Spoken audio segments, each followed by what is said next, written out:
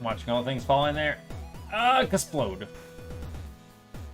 One little pup. Goodbye. Goodbye, pup. Hello. Happy Tuesday. How's everybody doing today? Hope you're all having a good start to your week. Today was my first day back to work. And it sucked because I had to work a full open to close shift by myself. But here's what it is.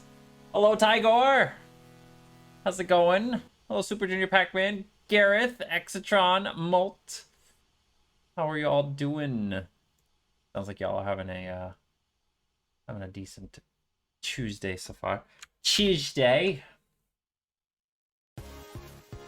So like I apologize for not streaming this whole weekend. I really wanted to, but like you can actually ask Linux too. Like I was so frustrated with this whole thing. I was so frustrated with it. Like I was like, I didn't want to work on it because it was frustrating me so bad, but I couldn't stop thinking about it because I had to find a way to fix it. So it was just annoying. It was really annoying. But I finally got it working, but not how I want. And so, unfortunately, I had to think of a new way to make it work. So it's just been nothing but like, I sort of get it and then I break it. And then I sort of get it and it's been something. Lurking Dumpkin. Oh, fucking God. So this is what I got so far, which it's gonna look like it's what I need. You're gonna look at it. Now you're doing something unthinkable. Okay, well I can't start. I need to know what Tiger's doing. What are you doing that's unthinkable? Are you drinking Alchema booze? Are you looking at naughty things? Or are you? Oh, that's a good suggestion. Well, are you relaxing? That's probably what you're doing. You're drawing. Ooh, Tiger doing the arts. Tiger doing arts.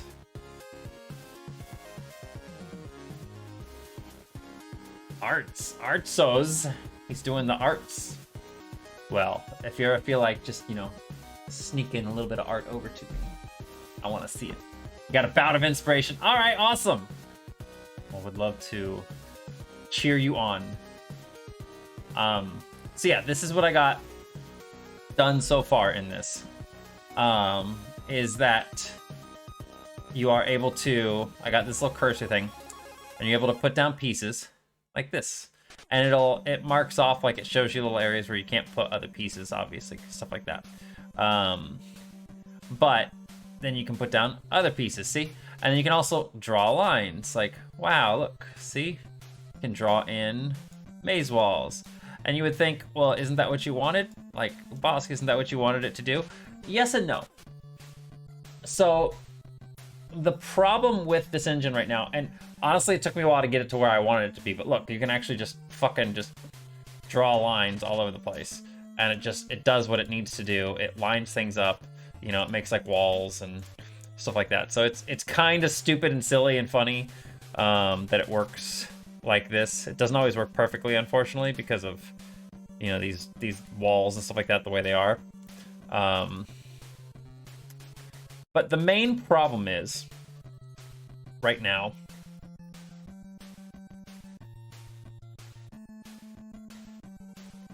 the main problem with it right now is that, let me reset this and I'll show you. So if we put a piece here, right, that's fine.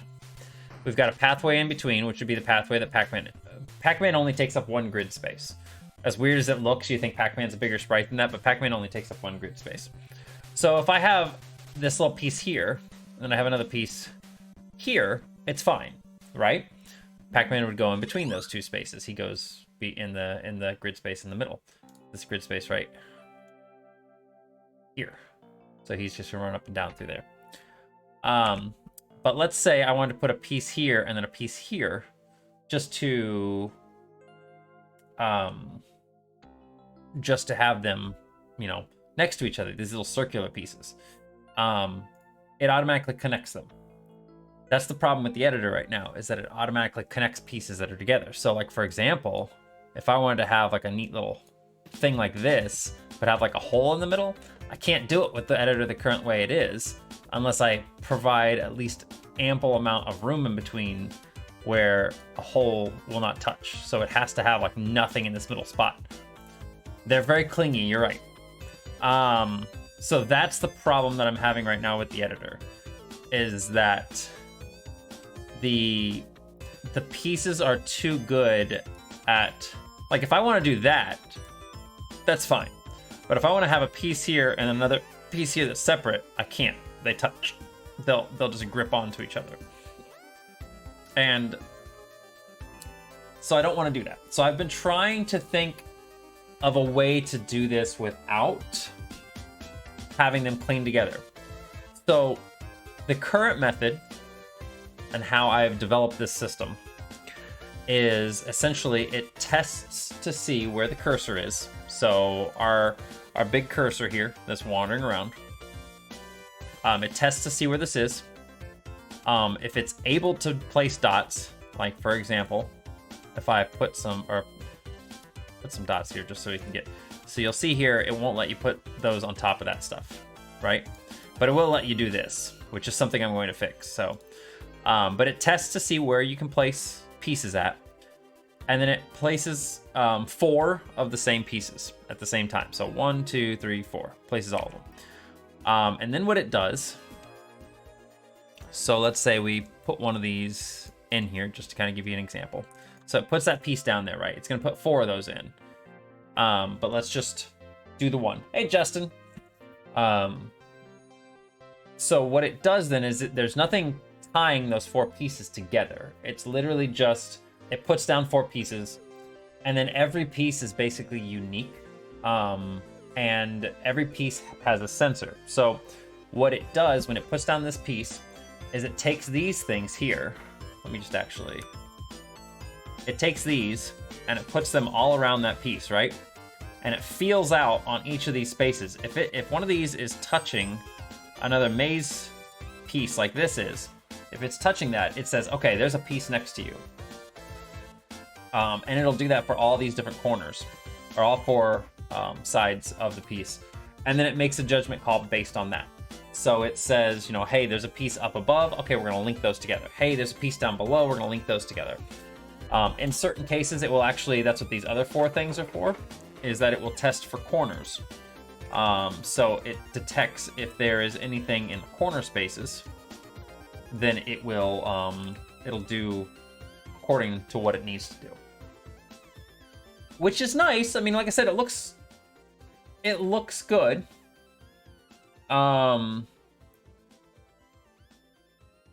Slipped you what I've been working on. Let me go check this out. Tiger, that looks really good. Oh my gosh. Especially the hand. Good job on the hand. That looks really, really good, dude. Like, seriously, that's very, very, very good. Good job. So like I said, right now, it works well. Like, you know, it does this stuff. It works. I actually went and made like the entire Pac-Man maze with it.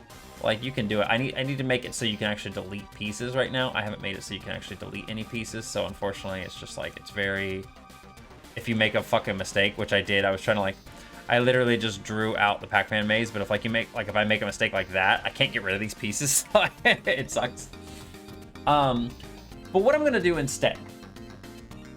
So what I'm going to do instead, we're gonna make a new object. I'm going to make this 16 by 16.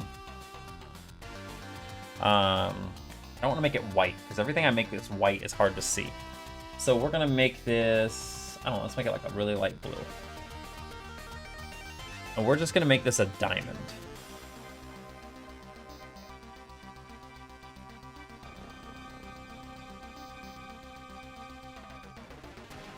And just because I'm weird and I like to have my graphics actually be detailed for some odd fucking reason. I don't really know why. We're gonna go ahead and give it a little bit of depth. So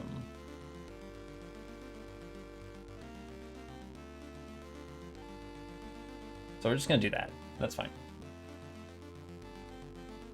Is right-click the delete function? For right now, it is. I mean, we may change things up. I don't know. I haven't really kind of decided what I want to do with that just yet. I might make this smaller.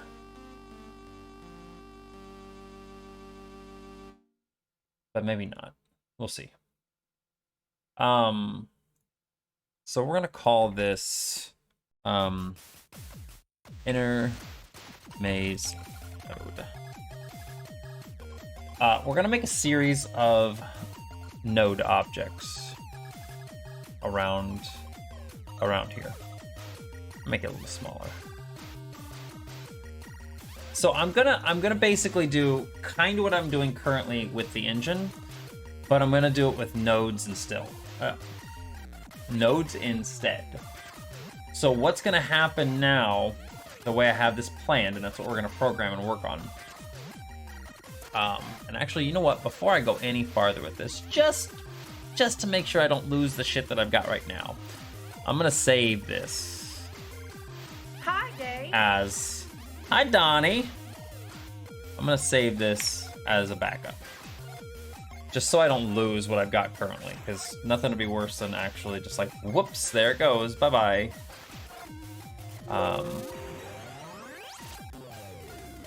So I'm gonna do everything based on a series of nodes instead.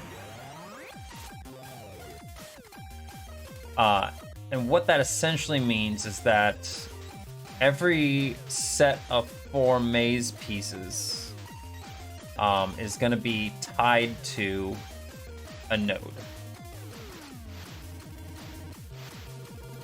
Now I'm hoping this won't cause any sort of weird issues or anything like that. I've been thinking about it a lot for like the past day and a half, and most everything I'm thinking of should work. But again, should and does, well, 2 separate things. I actually think though it'll make the system a lot easier. So what I need to do is basically kind of the same thing that I did with the maze pieces. I actually, I've got all these stats on the maze pieces themselves, like the up, left, right, all this stuff. It's actually kind of crazy. I don't think I need any of that right now, because I don't need to tie anything to the nodes themselves. I don't think, and that's a problem sometimes. I just don't think. What we're gonna do here is we're gonna make a few multiple values. I need 8 of them. 6, 7, 8. Okay. We're gonna make this up value. This one's gonna be down. Nope. Left value. Down value. Right value. We're gonna make this one up, left value, down, left value, down, right, and then finally down left, or up, right. There we go. So I might need more than that, but for right now, that's what I want. So let's essentially,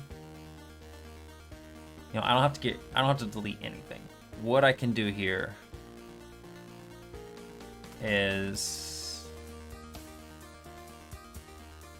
I'm gonna take all of this stuff here. You know what? No. I'm going to deactivate that. We're going to rename this. Oh.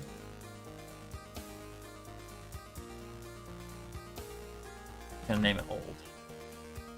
And then we're gonna insert a new group of events, placing inner walls. Just name it that, and we'll go here. Okay. Pack facts. A funny little pack fact is in Super Pac-Man, when you eat a power pill, the ghosts turn blue, just like normal in normal Pac-Man. Obviously, that's a thing. Deactivate that bitch. But if you eat one of the super power pills, you make the ghosts turn flat. They like shrink. They get all squishy. They're like when they're moving left and right, they're like half the size and they're like squishy. And when they're moving up and down, they're like thin. They skinty.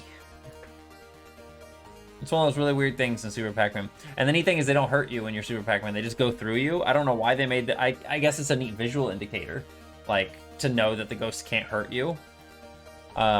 Which is probably the whole reason why they did it. It doesn't really make sense otherwise to have them like that. Saving up your points? What are you saving up your points for, Justin?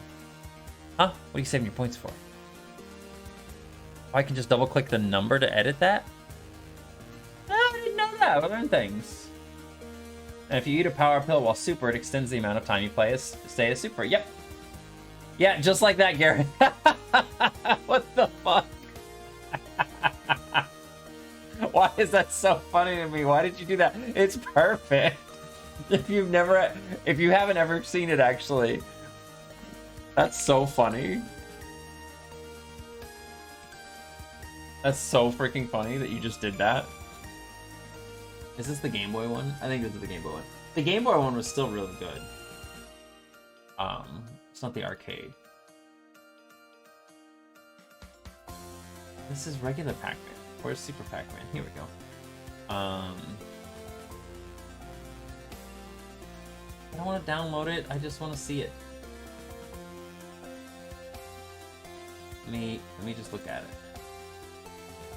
There we go. So yeah, it's zoom way in. So there's the squishy ghosts. See them? They're all smooshed. They're right there. They're all smooshed. Flat lion. So they get all, like I said, honestly, it doesn't serve any purpose other than to be a visual indicator. That's all it is. But I like it. I think it's a neat visual indicator, because it does help you know that they can't hurt you. But I mean, it doesn't explicitly tell you they can't hurt you. It just tells you that something's different. And then I suppose when you touch them as Super Pac-Man like this, you go, oh, they can't hurt me when I'm like this. So, okay, I am gonna keep this stuff here. So let's place these here. And I'm gonna keep these things too. I want all these actually, because these are all still good. Those are all still good. Smushy ghosts. Now, Red, you're getting here just in time. Not a problem. All right. So let's see here. What am I doing here? That activated to 1. I think I'm gonna have to do something different here, because basically what I want to do is if any of these things, because I've got 4 little sensors here, the things that turn red that you see right here, which obviously this is not going to work because I deactivated those other events. When they were turning red and stuff like that, those are the little sensors. And I want to have it so that the sensors have some values. So let's go over and change this a bit. You know what? Let's actually smooth these out too. Let's make it so that these have these corners like this. I think that's just overall going to make it look a little nicer. I know it's stupid and small, but let's do it. So we're going to grab all these. Activate is what we used. Undetermined. So we're only using activated, right? Yeah, activated set to 1.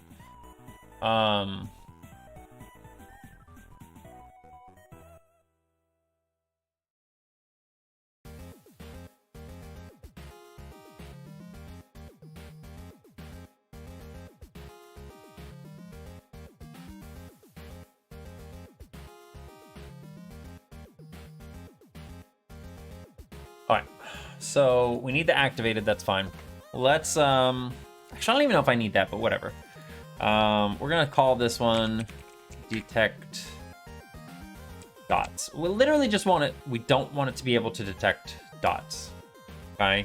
Like, you should not be able to place these on top of a dot. And I have a reason for that. I was actually thinking about it on the way home. So let's say, for example, I'm just gonna do this so you can see what I'm talking about. What is this? It's just called Pac-Dot. Okay. Let's say we have a dot here, right? In the middle. And somebody wants to, I don't know why they'd want to do this, but let's just say for exploration's sake, let's say that the person who's making this wanted to put a dot like inside a little circle of maze walls, right? So like they wanted to do it like this. They want a dot like inside of maze walls for some reason, or just a space inside of maze walls. Let's say that.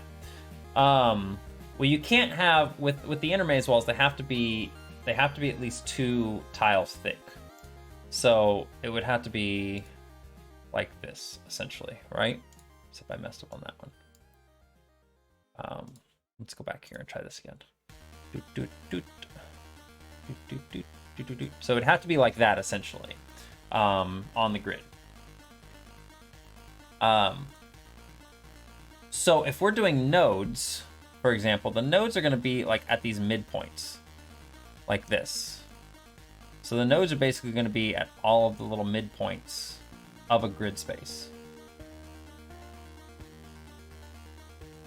So if we imagine this like this, if we imagine these are the nodes, and each one is responsible for these sections of 4 grid spaces, there's no way at all that a node is going to be in any one of these 4 corners or in any one of these 4 areas here in the middle, right? Like, we're never going to have a node in any of these positions because that would indicate that a maze wall has to be in the middle here. So what that means essentially is that you should never ever be able to place a node if it's overlapping a dot. So if I have my cursor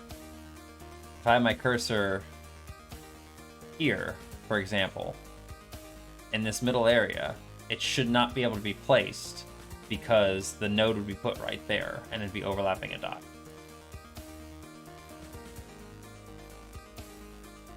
I gotta get rid of all this shit. Right.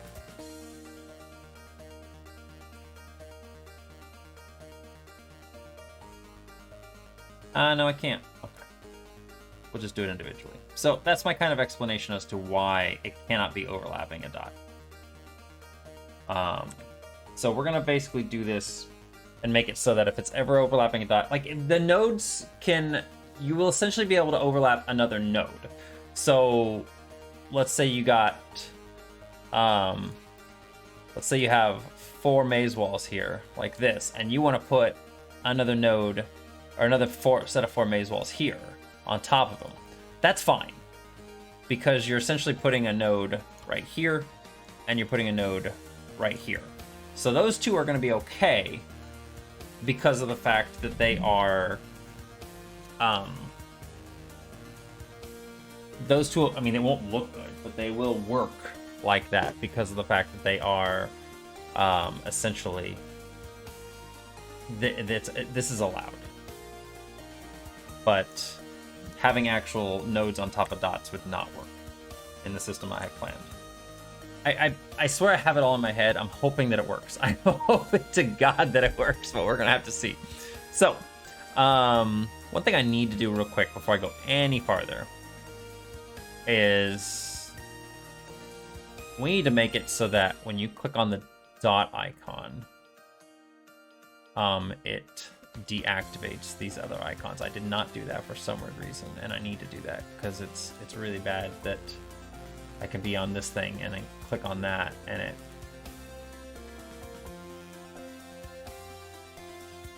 okay, cool, because I keep messing up on stuff. Anyway,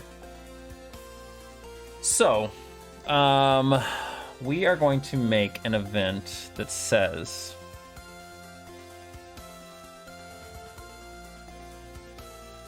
I think these cursor objects are all in a group together, right? Are they all in a qualifier group? They are not in a qualifier group. Okay, let's make a qualifier group for them.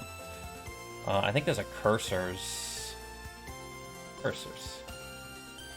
I want that.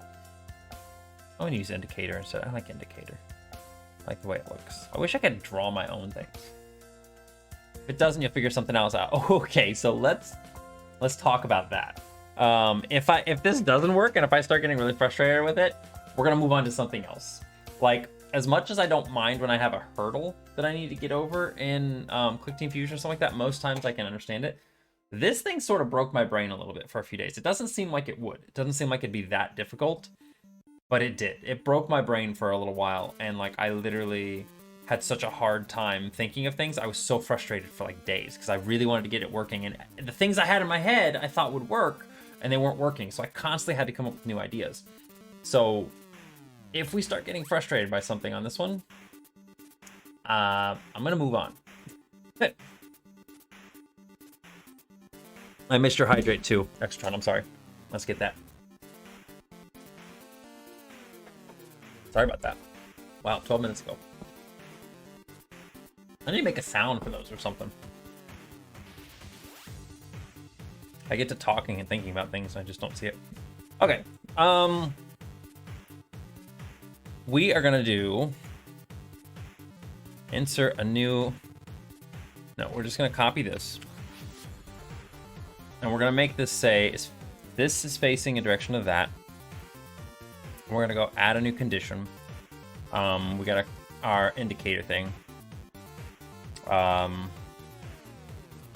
Let's see here. Collision, overlapping, a dot. What we're gonna do.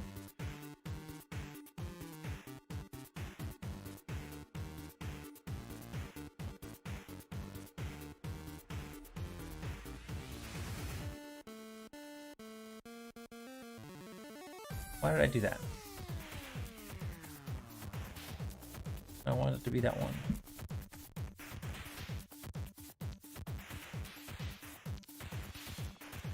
Oh, what did I have that named?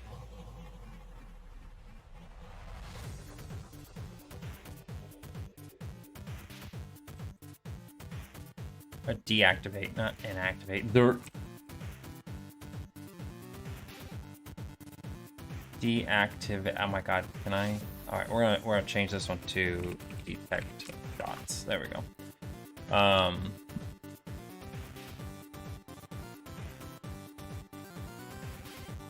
When that happens to me, that's when I take a break and find someone to talk to about the problem. I've been taking a lot of breaks lately thanks to having new stuff thrown at me. Oh no! Yeah, breaks are good. And that's what I did these past couple days too. Like Sunday and Monday, I was just like working on it slowly, but I was taking a break. I was enjoying watching Lennox play No Man's Sky. I played a little bit of it myself. So it's definitely one of those things where, yeah, it was definitely one of those things where I was needing that break because, like I said, my brain was kind of fried. Okay, so what we're gonna do on this is when one of those cursors is overlapping a dot, we're going to visibility make it reappear, and then we're going to alterable value set the alterable value to of detect dots to 1. So if it's overlapping a dot, it should get that. And what I'm going to do here as well is I'm going to set detect dots to 0. We're always going to set detect dots to 0 in these situations.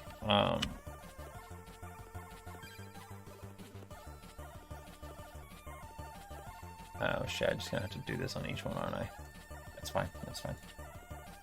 Set detect dots to 0. Value set detect dots to 0. Also, you guys, I think what we're gonna do Thursday, because I've been working on Pac-Man 37 a lot lately. I think on Thursday I'm gonna get back to working on the MicroStream RPG. I've been really needing to get to work on it, and I have not been working on the off time. What we're basically going to just be doing is monster generation or monster creation. I was wanting to do it off stream and stuff to keep things a surprise from you, but I figured, you know what, you guys are going to see it anyway, and it's not that big of a surprise for some of it. So maybe we can bounce ideas off of each other, create some monsters together and everything for it, and just have fun with it. But I need some motivation to work on it. Not that I'm lacking motivation to work on it. I'm lacking motivation to draw sprites. And being on stream and doing it keeps me focused because I can't just get distracted by the internet real quick or a YouTube video or a game or something. So, okay, so let's see if this works. So we always want to do a little thing and then test it. Let's put some dots in here.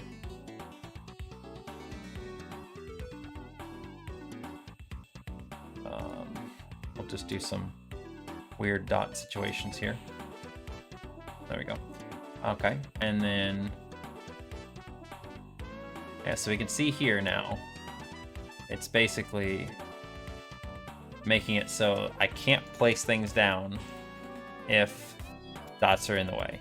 So we've got that red, got red being there to indicate that you can't place stuff. Turns out we were the monsters, hardly. I like that. I like the way that looks. Okay. So that works fine. And then what we need to do...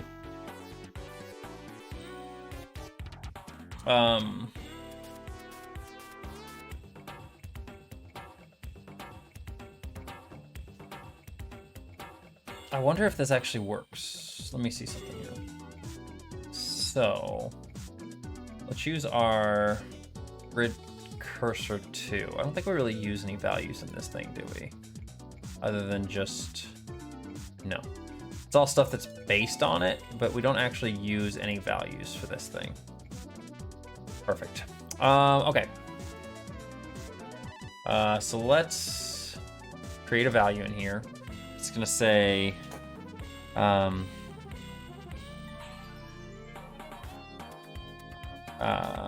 okay to create. Okay. And then we're gonna go over here and the same thing here. We are going to, let's make this so it's always up here. We're going to alter value set okay to create to 0. We always want to set it to 0 at the start of every frame. And then down here, we're going to alter value set okay to create to, I wonder if this is going to work since I'm not directly relating to this. I don't know how this is going to work. Alter value tech dots plus, we're just really going to just copy and paste this. 2 plus, okay, let's do this one as 3 and this one as 4. So, let me, we don't want the mouse cursor here, I don't need that anymore. Let's get our, it should be the grid cursor position 2. So we've got our value okay to create. Let's make some dots. Let's do some of these. Let's just do an individual one. Let's do a 3 and let's do a whole group of 4. So if we go over here, yep, now that it's overlapping that, that's equal to 1. Still equal to 1. 1, 3, or no, it's not adding them together at all.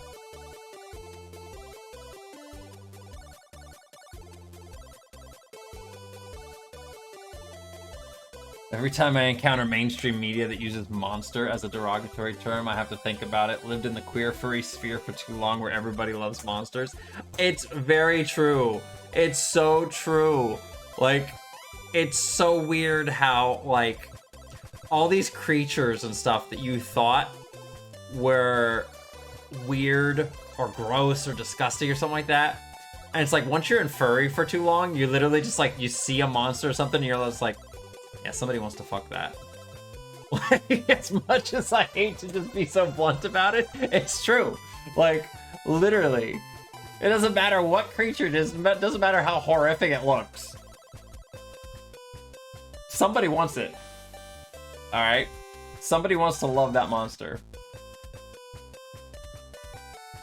Meanwhile, I get angry at people calling centaurs, harpies, and mermaids monsters. Yeah. It's so true. It's hilarious. You know what? I'm actually just gonna make... Let's go like this. Insert a new event. It's gonna say direction, compare direction equals that, and we are just going to put this here. I'm not gonna do it here. Let's see if this works. I'm just curious if this is gonna work. So 1, 2, 3, and 4. Okay.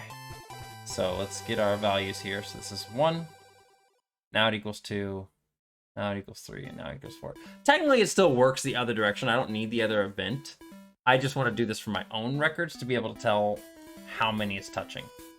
If it's anything other than 0, it's not going to be allowed. Simple as that. All right, so we're going to do this. We're going to say add a new condition. We're going to say alter value, compared to the alter values, okay to create equals 0.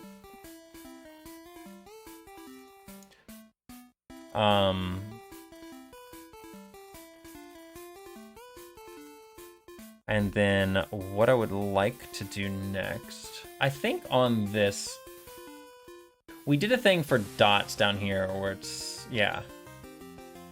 I might actually just add these in here.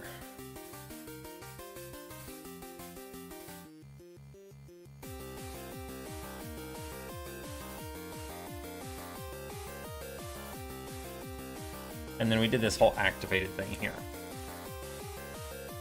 I'm gonna get rid of those. What I'm gonna do instead is we are going to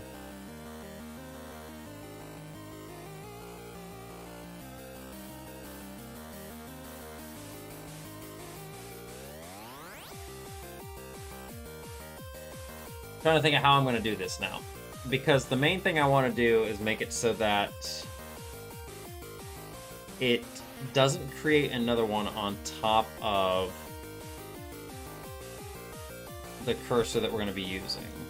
I need to actually make this the middle point now that I'm thinking about it. This needs to be the midpoint, which would be 8 by 8. Did I tell you my cute Tama went back to her planet and now I have this dumb clown bird? No. Mine went back too, Molly. And I was actually upset about it. Like, so there's a thing, and I didn't realize this, and I'm actually a little upset I didn't know about it.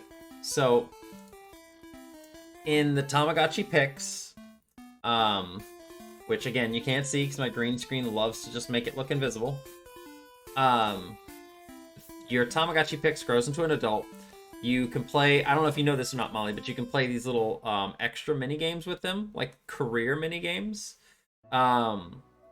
And if you, whatever career your Tamagotchi picks, they'll choose like one of 3 careers, and they'll pick that career. Yeah, when you swipe past the trees, yeah, that's the career minigame. If you want to keep playing it too, just swipe back to the trees again, and then go back over to the career thing, and you can play it again. But yeah, they'll pick a career essentially once they hit like age 8 or something like that, 7 or 8. They'll pick a career, and then they'll go back to their home planet. They'll look at a little album full of pictures that you took of them and stuff, and they'll cry about it, and it's really kind of cute. And then they'll pick an egg, and they'll send the egg back to you, and you raise the next egg. But if you can get the Tamagotchi to friendship level 5, which is really hard to do, you have to play with them and hang out with them a lot and do lots of stuff with them. But if you can get them to friendship level 5, which I can't remember what it's called, it's like best friends or something like that. No, it's more than that. There's actually a setting inside there, or a friend rating on there, how close you are to your Tamagotchi in the settings on this one. So like if you go to the Tama stats right now on mine, I don't know if you can even read it or not. It says friends. It's really hard to read. Let's see if it'll focus again on it. Yeah, it says friends. So our friendship rating is friends. If you actually get it all the way up to like best friends or best buddies or something like that, then when it comes time for them to, like when they hit age 7 or 8, they actually won't leave. They'll give you the option to make an album, but you don't have to. And you can keep that Tamagotchi for as long as you want, and whenever you're ready to get rid of it, you can create the album and they can leave. But if you're not at the best buddy status like that, if you're not at the top friendship rating, then they leave no matter what. You can't do anything. I was actually upset about it because my last Tamagotchi was Mimichi, which is like my favorite Tamagotchi, and I wanted to keep it for a little bit longer, but I didn't hit that rating with it, and I didn't know that, and it went back to its home planet, and I was really sad about it. I was like, no. It was really cute. I love Mimichi. Oh my gosh. I like the one you had, though. It was really cute.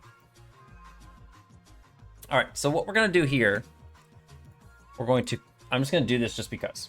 We're going to create a maze node at, we'll just do 0, 0 from that. So it should actually create this thing right in the middle.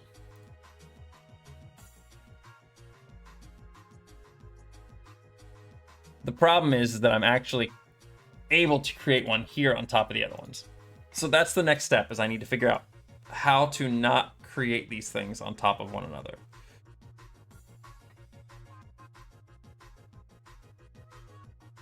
Looks like a little teapot thing. Bisk. What, Donnie? What? Did I miss something that you said? I should check Discord real quick. Look, you can reduce my name to 3 letters. Bisk. All right, let me check the Discord. What'd you do?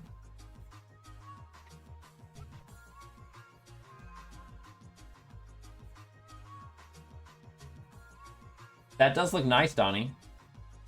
I like how you called Sue Pursuit. That's cute. I like that. I also like Boosk.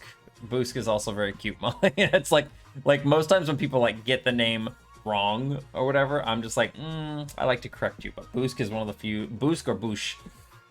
I had some friends that used to call me Boosh all the time, but Boosk I like. Boosk is fun. Okay, so we're creating the dots. Now we need to figure out how to make it so that it is not. It won't create a dot or one of these things on top of another one.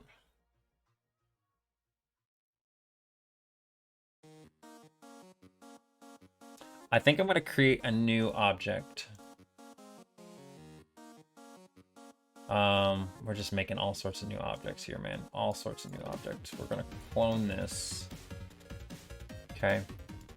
We're going to call this one Node Detector. Oh, I didn't mean that. It's a detector of nodes. It's doing its nodiest job. Let's make this one kind of an orangish color, right? Pop, pop. Okay. So what this is gonna do, this is gonna be another one of these things where it will always be placed. Let's put these next to each other. Position, set position to be 0, 0 from that. And then this position, set position to be -32, -32. And we're going to... We can get rid of all the values on this. We don't need all of these. This is really just a simple object that's going to be going...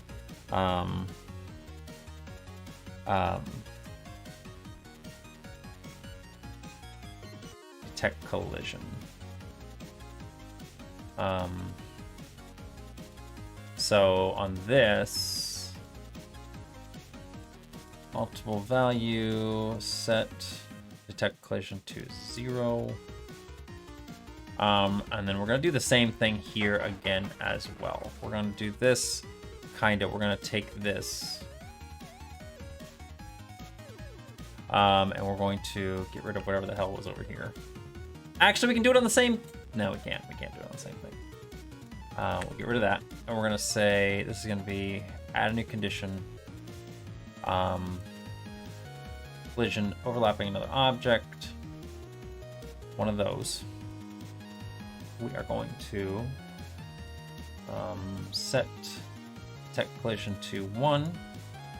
And then we're just basically going to add that into here as well. Add a condition. This is a big event. So it wasn't that big before, but ultimate value if detect collision equals 0, then we can create our thing. So, let's test this out a little bit. So we've got a little orange thingy in the middle. Now, we're looking at this thingy over here. You can see on my screen up here, it says how many objects are there. I don't know if you guys can read that or not, but it says there's 143 objects on the screen right now. So if I click this, I'm going to create a node, which will create another object. So we now have 144. If I create that, that's 145. If I create that, 146. Okay, so if I click it here, 147. Now if I go back over here, I shouldn't be able to click here. I can't. I cannot click there. But I can click here and make one. I can make one here. These, now I can make these weird little things like this. And I could have like, you have to imagine there's going to be 4 pieces around each one of these, essentially.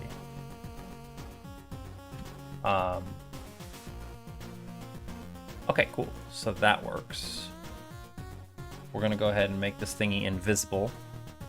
We don't actually want it visible to the player. So now we shouldn't see it when we're doing this. Actually, real quick before I do that, just to make sure the other system is working properly, let's make sure that it goes away when it's not needed. Right now, it's not here. There it is, it's in the middle. And then when I click away, so keyboard shortcuts 2 for inner maze walls. So yeah, it stays with it then, and it goes away when it's not needed. Okay. So we're gonna make it so it's not visible now. Save this. Which actually brings up the question, will she have her Mania personality or Clyde's personality? I vote for the Mania personality. What is the Mania personality? Because in Mania, she just chases relentlessly. I think it should just be relentless.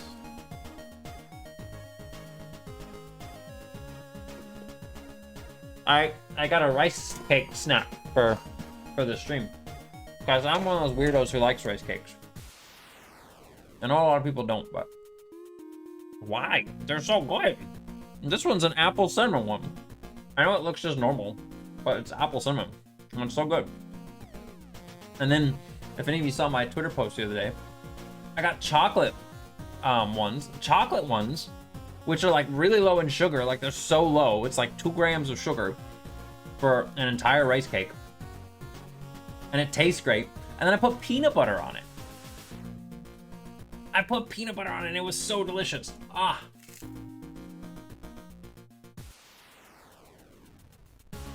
You heard rice cakes are horrendous? I think there was a big stereotype against them a long time ago. But, because people like had to like force themselves to eat them when they were dieting and stuff, because they're really low and everything. I just think they're really good. And they're pretty cheap too. Can't stop eating them once I start. I know. Seriously. Chocolate rice cake. Spread peanut butter on top. Oh. It was so good. It was so good I want to cry.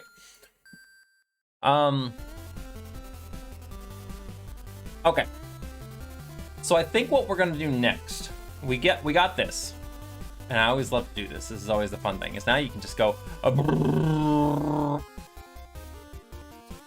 we can draw them all around the screen. All these little diamond boys everywhere. I want to fill up every space on here.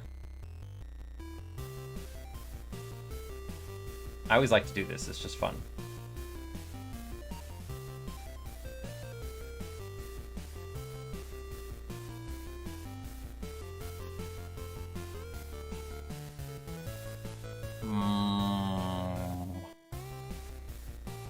It's like satisfying too. It's just like one of those weirdly satisfying things to do.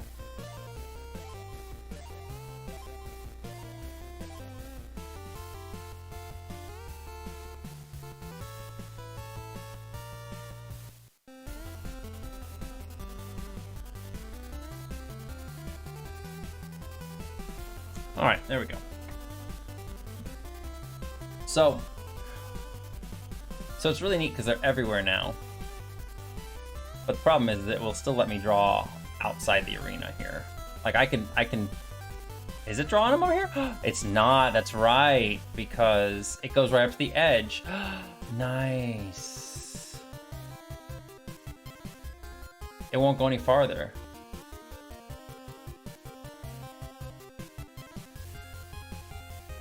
There's 1,000 objects going on right now.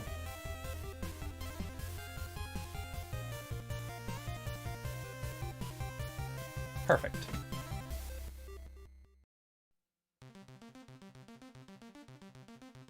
I'm wondering if I should make it so it deletes things as you go across like this. I feel like that would be bad. Like, so, I think what's going to happen is that if anything is in these grid spaces and stuff like that, it's just basically going to take it as is. So if you fucked up and you take the maze like this and it has these weird spots over here, it's just going to kind of go with what it has. Anyway.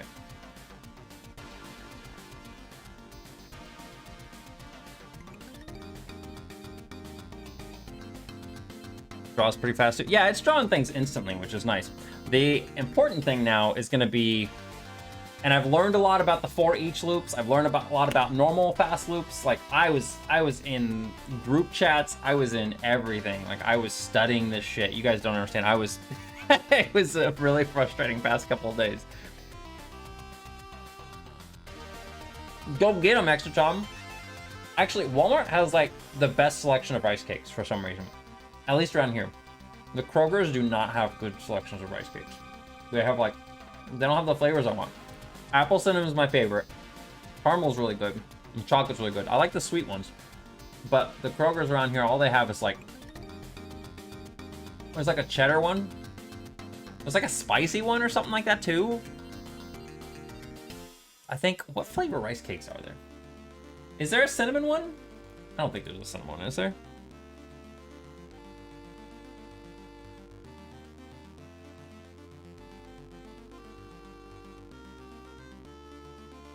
Quaker Oats, that's who these are from.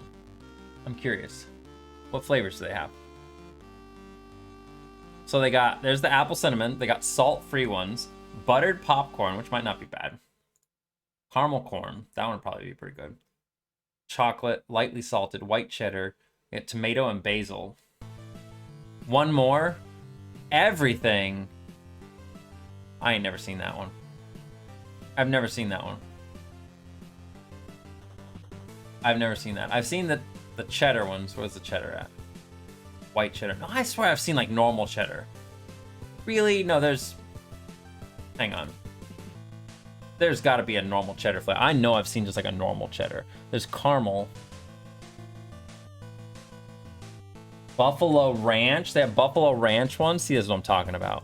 Look at these. There it is. Cheddar one, sour cream and onion, sweet and spicy chili.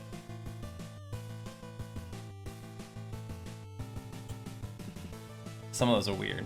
Sea salt and lime.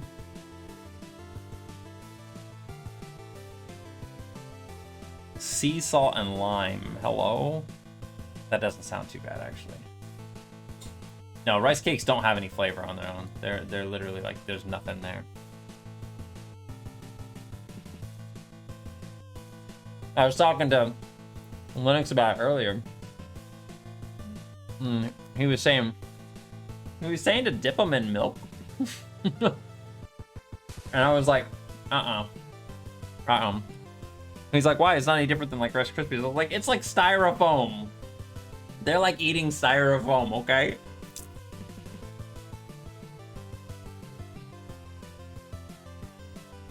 You guys are getting ads at the beginning? I swear I've got ads all turned off. I got them all turned off. I bet there's a vinegary flavor for those people.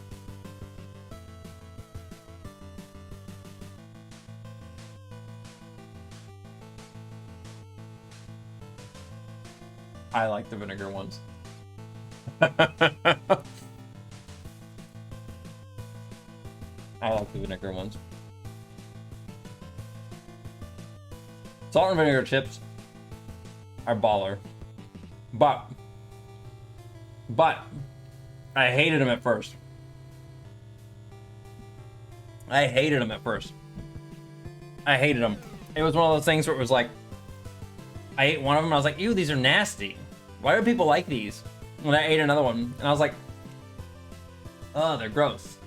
But I kind of want to try another one. I ate another one and I was like, all right, they're not so bad. It just takes a bit to get used to. And then I just loved them. It went downhill from there. All right, so what are we doing here?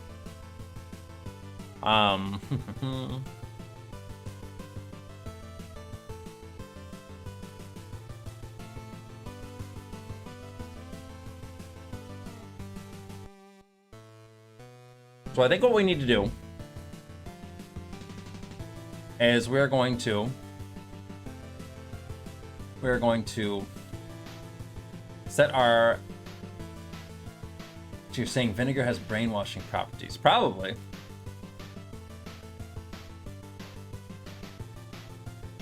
Probably.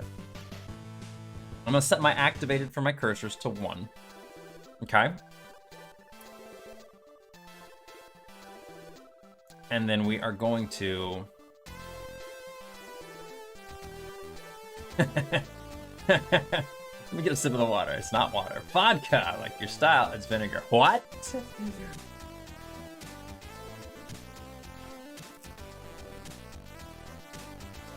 But, Gareth, please don't cancel me. I also like pineapple on pizza. I like the sweet and savory flavor. The sweet and salty. They come together. Mmm.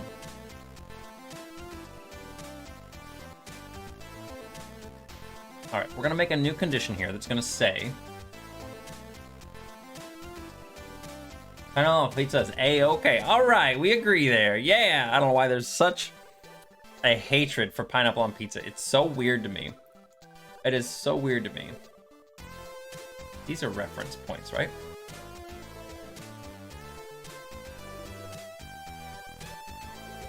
No, those are our cursor things. Okay. We're gonna make a new condition here that's gonna say alterable value compared to one of the alterable values. Activated equals 1 plus add a new condition. We're gonna say collision overlapping another object. It's gonna be the inner wall.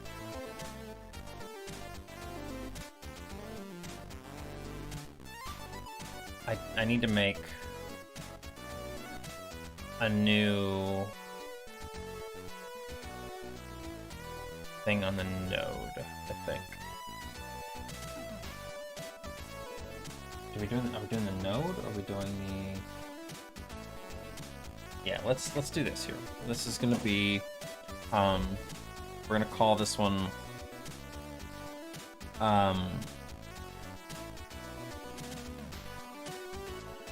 I'll call this one activate too. That's fine. They can be the same, right? They can be the same. I don't like the metallic aftertaste of pineapple. Just make sure you pat your pineapple dry first so it doesn't soak the pizza wet. Oh yeah, no, definitely. Pineapple and ham go very well. I love ham on pizza anyway. Like ham, like a lot of people, and I know I know I'm gonna get flack for this. I'm not a huge fan of bacon. Like when it comes to like breakfast meats and stuff like that, I usually always prefer sausage over bacon. I like bacon. I just usually prefer sausage over it. And likewise on pizza, I actually don't like bacon on pizza too much. It's okay, but it gets like really hard, especially when they chop it into like the little tiny bits and stuff like that. It gets really hard. And I don't like that really hard bite sometimes that you get when you bite into a piece of bacon on a pizza.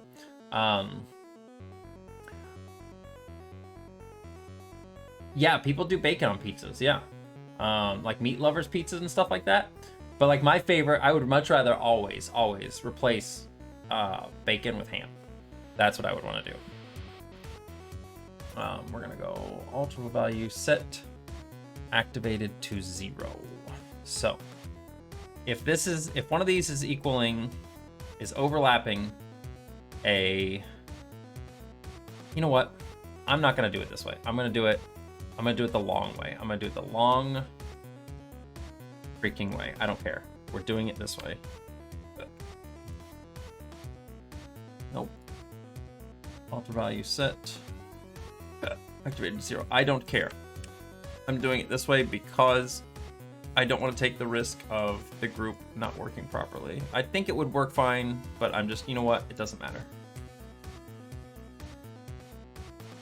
Normally what you can do is make like a, what's called like a qualifier group and put objects in the qualifier group and then make a condition that works with all objects in the qualifier group and they should all activate. But since it's just 4 objects, you know what? I'm just doing it this way because sometimes I just don't trust the qualifier groups. Okay. Crispy bacon is good. I just don't like it when the rest of the pizza is like soft and then you get this hard fucking piece because like there's nothing worse than like just like, you know, when you're chewing something that's really crunchy, you kind of are a little cautious about it. You know, you don't just dig your teeth into a really crunchy thing. You kind of go down, you know, kind of slow and stuff like that. So when something's soft, you tend to just kind of go a little bit more balls to the wall because you don't really care. But when you're going on a nice soft pizza and there's a big crunchy bit of bacon on there, it hurts. Sometimes it hurts. Sometimes you jam on it and it hurts. But bacon on its own, you know it's crispy on its own. But finding a surprise crunch on your pizza sucks sometimes. I'm not really a big fan of that. All right. So we're going to make another event down here that's going to say activated equals 1 of that. We're going to create object. It's our inner maze wall. At 0, 0 from this. We are going to create object, this one, at 0, 0 from that. We're going to alter value set. I don't know if I still need this, but we're going to see. Piece counter. Set piece value to piece counter, and then we're going to alter value add to piece counter 1. Some people are masochist eaters when it comes to pizza. Like people who enjoy vinegar potato chips. Bacon will re-soften when cooked in or on other things. It definitely does. Yeah, you're not wrong. And like I love bacon bits on a salad, for example. Don't get me wrong. Like, I love that. But I also prepare for when I'm eating a salad. You know, you got like crunchy lettuce, you got croutons on there, and then the bacon bits are going to be on there too. But bacon, especially on a pizza, since everything is so red, it very much so blends in. We're getting into like semantics of eating at this point in time. But bacon blends in with the pizza. Sometimes it's hard to see it there, you know? Okay. So we're going to copy this event for each one of these for cursor 2. We need to make these, create these at cursor 2 instead. Cursor 2 instead. We'll do those here in a moment. Let's just keep copying and pasting these. This one needs to be 3. What does the Tamagotchi want? Oh, it just shit. Cool. Girl, I took care of you and everything. It's been an hour. Like, we played, we bonded, right? We did everything. We did all this stuff. I fed you. I took you out to a fancy restaurant and everything. And now you're gonna shit on the floor. You're hungry again? Wow. Father like son.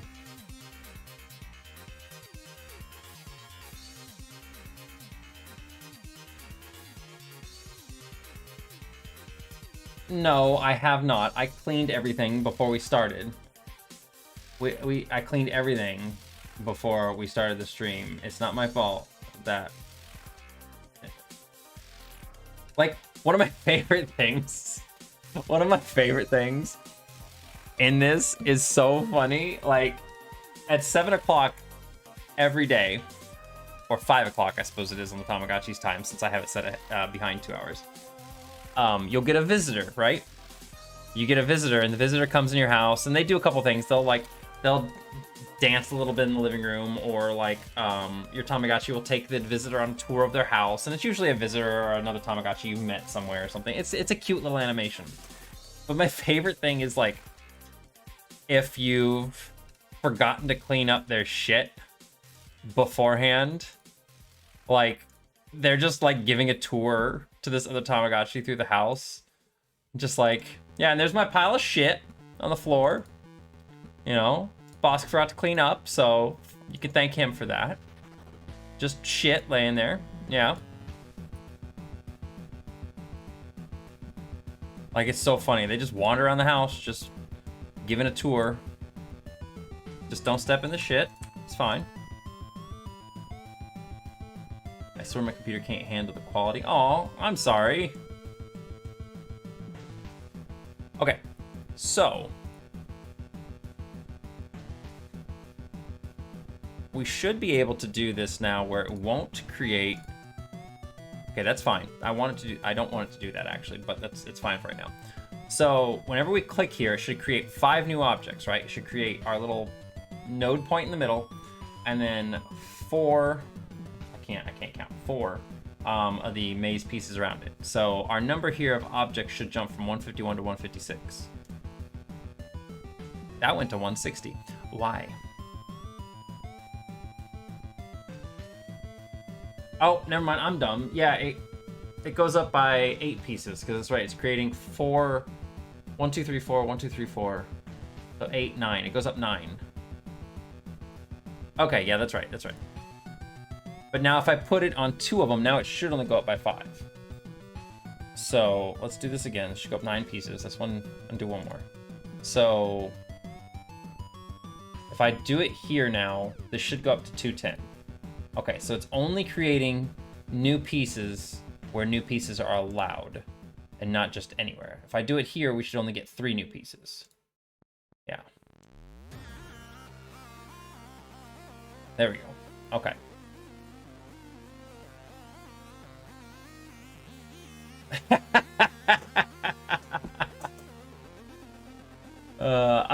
Unrelated, but I finished a new set of mazes. Justin, that is always related. We love your mazes. You do good work on mazes. I do agree with you a little bit that you do sometimes play a little safe, but usually even then your mazes are really, really inventive and use pieces neat, and they always look interesting to play.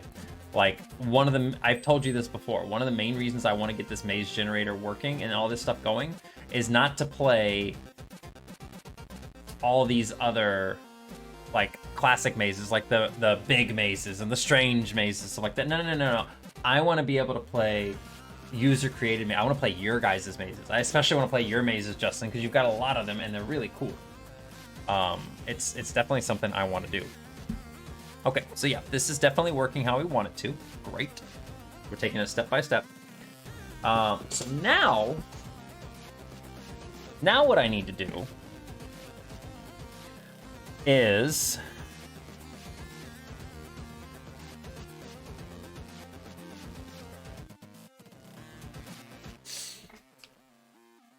I think we're gonna have to create, not necessarily, because it's always moving these things to this stuff, isn't it? It's always moving these to that. So I should be able to use these sensors again. Yeah, that's really awesome that you're trying to experiment a little bit more, because sometimes those other things are really fun. Ooh, Justin, those look nice. That first one looks really good. That second one looks good. Oh, I like that, like, divided up and bottom section, the purple one. I really like that bottom section. I like those neat little loops off to the sides.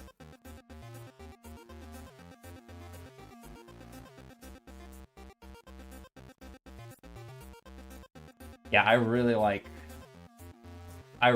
those, Justin. Those look nice. These are very, very nice looking. Okay. So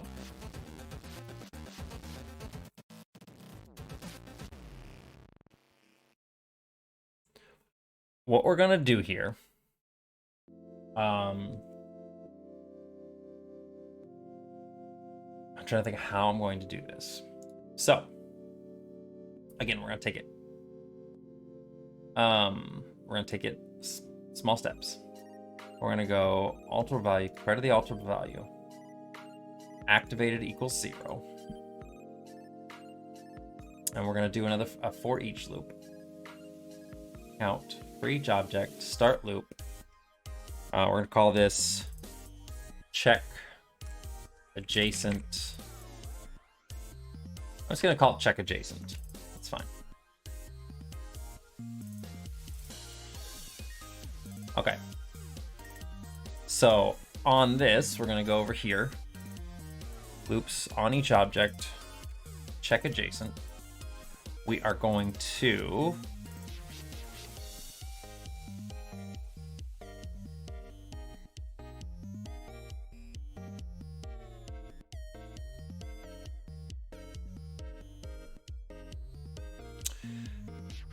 let me do something here. No, that's fine, Glitchberry. If it's not running well for you, then I mean, don't feel like you got to stick around. You know, I'm not gonna require you or anything to stick around. You know, go do what you need to do and all that. But it does suck that it's not loading, and I am sorry. I wish I could help fix it, but there's not much I can do, unfortunately. I want to see if this still does this right. We need to edit this. This needs to be from the cursor. It's gonna be there. It would actually be -8, -8. I gotta test this out here. I'm gonna deactivate this right now because otherwise it'll run that event forever. It won't stop. It literally will not stop. It'll do it every frame. So no, I can't see it because these things are in the way. That looks fine though. Yeah, okay. We're good. Okay. Give me just a moment here, guys. I have to go use the restroom real quick. I will be right back. Give me a second.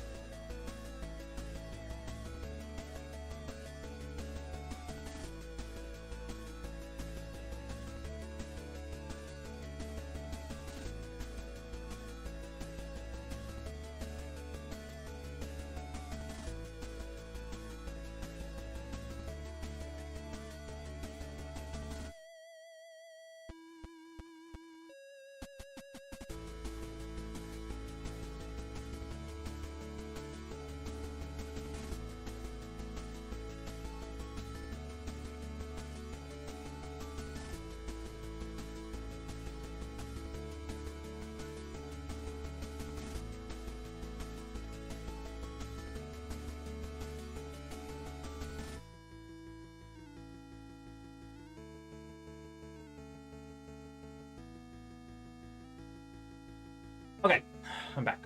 Sorry about that. I forgot to get my game dev goal on here. That's not the game dev goal. That's not what we want. I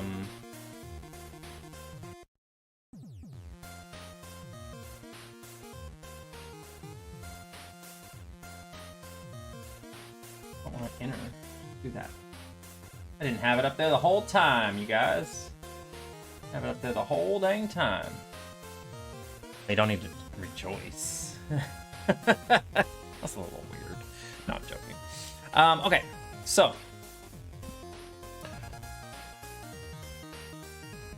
So what we're gonna do here, let's go ahead and activate this again.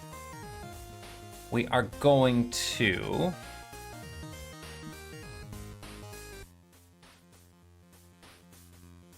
how did I do it for these before? Are these are part of this. Okay. So what we're gonna do, we are going to move these to be around the node. We're gonna make this one goes up top, so it has to be -16 for the red one. I gotta do one for each one of these things. That's fine. This one's 0, -16 over here. This one is gonna be regular 16. And this one here is going to be regular 16 here as well. And then this one is gonna be -16, -16. Boring stuff, boring stuff. Noodle creation. Noodle dragons. Oh, we love noodle dragons. I have a friend whose character is Noodle Dragon. And he's a super sweetie.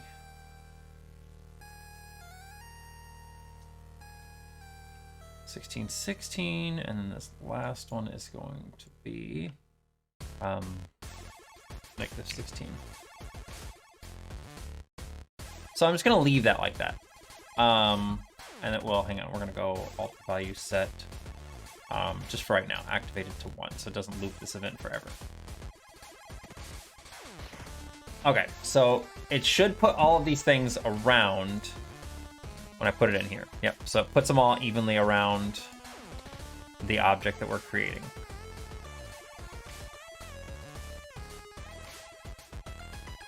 So it is putting them all around where it's supposed to.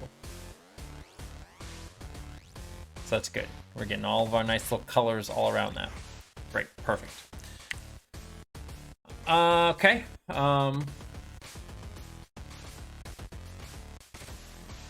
I'm not actually gonna have that there. I'm gonna keep it there for right now.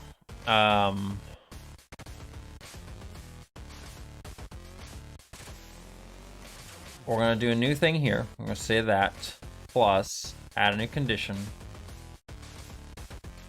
No, that's right. I can't do it in a fast loop. I can't do it in a fast loop, unfortunately. It's like I did down here. When we do this, we have to check for collision, run that collision. Okay. So, yeah. So what we're gonna do, get rid of this. We're gonna place all those where they're supposed to be.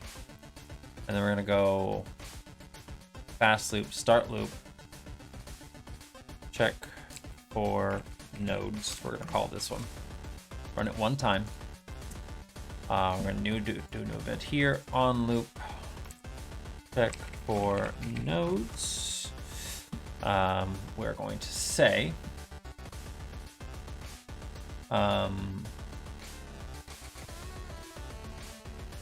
oh, it's over here. I'm like sitting here. What am I doing? Plus collision overlapping another object, the node. We're going to alter value set collision to 1. Okay.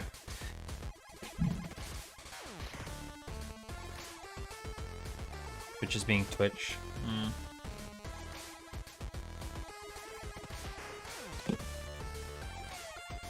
I think I'm gonna have to make a new piece, you guys.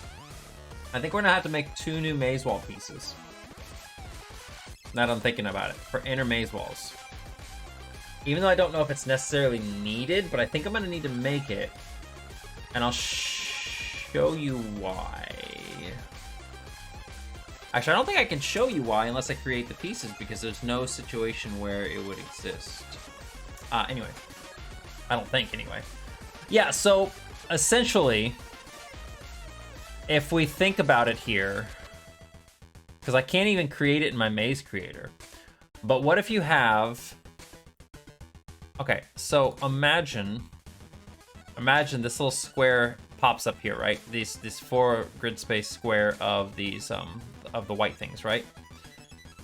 So obviously we're gonna be able to do this, and we're gonna be able to have another one over here next to it. I'm even gonna have it so that you can have, like, imagine inside there is a circle, just one little circle of pieces, the 4 circular corners.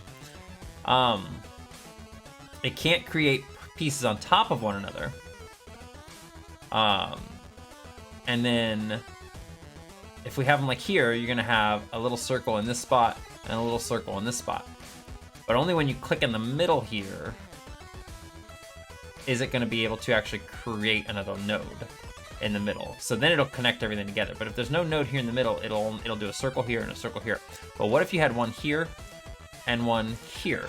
So you've got these 2 spaces of white, but this piece that's in between here, what's gonna happen to it? It can't connect those circles unless it connects the circles.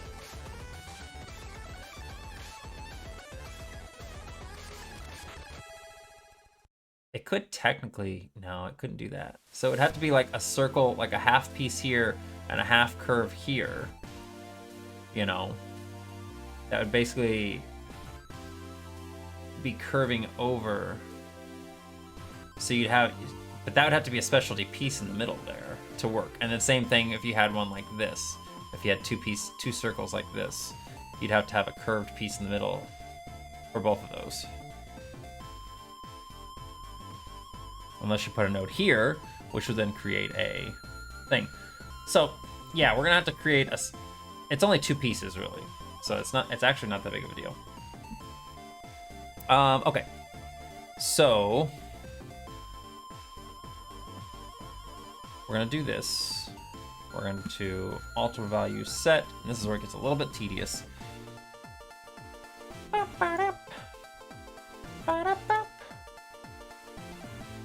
I'm just gonna, no, you know what? We're gonna do this individually.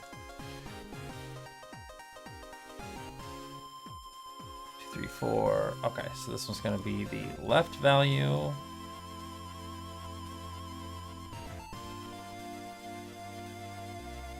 I like this song. I love Kirby music. Bum, ba-dum, bum.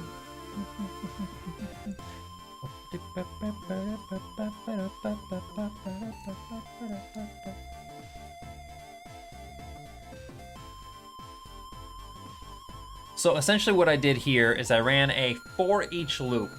But the problem that I was finding out, okay, so one of the reasons that I was going crazy with this whole thing is that I discovered that collisions, so an object colliding with another object or touching another object, collisions don't work in for each loops. They don't work. It doesn't register them. It actually will only, like, if you've got multiple objects, okay, let me take it back. It works once. It works once, just once. So like, if you got 4 objects and you're running a for each loop thing for each object, it will do the collisions on the first object. And then it won't register the collisions on the other 3 objects until the loop is finished for some reason. Like, it doesn't make any sense to me. Why would you check for the collisions afterwards when you should be doing them during the loop? So what I discovered that I can do to circumvent that situation is I run a normal fast loop inside the for each loop that checks for collisions. And it works when I do that. It's just like, it's one of those weird little frustrating things that I don't know why that doesn't work as it should. I mean, I'm happy I figured it out, But like, if you want to talk about what was making me go mad, like absolutely crazy, like I felt like I was going crazy. I felt like I was absolutely going insane because I was just like, why doesn't this work? Oh no, man, you can have loops inside of loops. Down, left, up, left, right, down, left, and up. Okay. The only thing you can't do, Molt, is you can't have a loop and have that loop start a loop with the same name, because it will crash your program instantly. It'll try to do the same loop inside of itself, and it will do that loop forever, and it will die.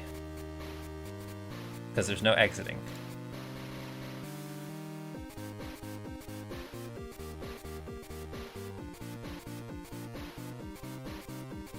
Just call it the Fruit Loops. Yeah, like, that was the thing, Exatron. I was just, like, sitting here going, like, everyone was telling me that, like, oh, yeah, it should work the same as a fast loop and stuff like that. But then I started digging a little deeper, and somebody in the Clickteam Discord was actually like, no, when you do a fast loop, a normal fast loop, it stops, like, okay, let me get this here real quick and I'll show you. Value collision. So let's say, for example, in here, I'm not actually going to do this. Let's just do fast loop, start loop, test, 0 times, whatever, it doesn't matter. I'm not going to keep it in there. Let's say that I have this fast loop right here, right? From the way I understand it, when you have a fast loop, it always goes by order from top to bottom. So if we do a fast loop, it's going to do this event, this reaction, this reaction, this reaction, this reaction, and then it's going to hit the loop right here, and it's going to stop. It's not going to finish these other two things until it goes to the event that does the loop stuff. It'll process all of the loop actions, and then it'll come back to this event and finish out these last 4 things.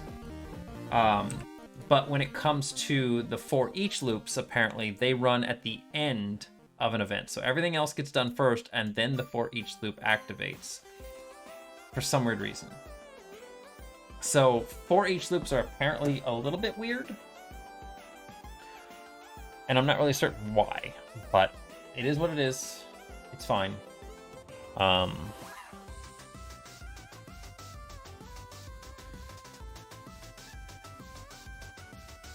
Okay, so we did that. What I want to do here, I'm actually just going to make these invisible right now, because I don't want to deal with them at the moment. Yeah, different loops have different behaviors, and it's weird. So what I want to do is do a little test here. So we're going to place one of these here, place that one there, that one there, that one there. I can't really do this, can I? How about we do, let's just do the outside ones. I'm gonna do this. Then I'll place this one in the middle here. Okay, and then I want to read this thing. So it should be the inner maze node, and it should be, let's see here, these ones that are, I don't even know what direction. I fucked this up, hang on. Let's restart this. Doot, doot, doot, doot, doot, doot. Put this one in the middle here. Okay. So we should be able to decipher from our... Okay, we got 9 nodes. Now, which one is the one I want to pick here? There's one outside the maze. We don't need that one. No, we have 8 nodes, so we don't want the one that's outside the maze. The 3 values are 216, 232, 248, and the 2 vertical values. So it's this one. This is the one I need. If I go to this one and check its algebra value, everything except the right value is set to 1. So that means it's detecting a collision up, left, down, up, left, down, right, and up, right. But right is not detecting a collision because there's nothing there. Perfect. Okay. So that's working as intended. We got everything working there. Saving that. All right.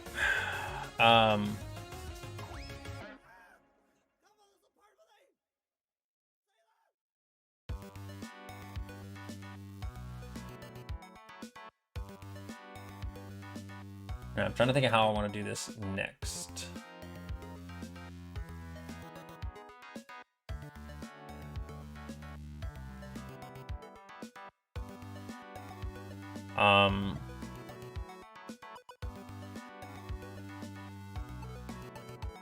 I think what I need to do, I need 4 more values on this, or on our node object.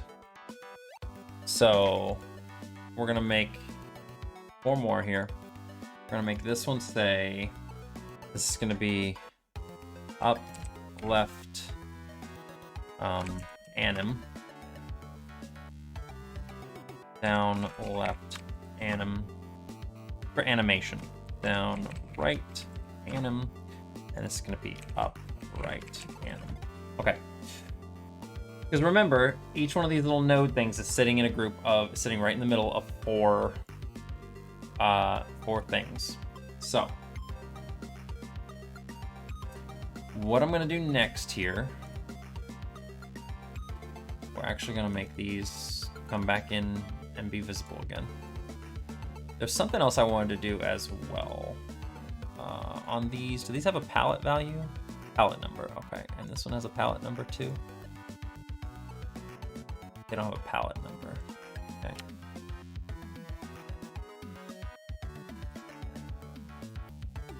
That's what I did for this one here. Palette. No. How do you spell palette? Why is this such a weird word? Why is it spelled both ways? P-A-L-E-T-E is... No, it's P-A-L-E-T-T-E. Okay. Still getting them brain farts.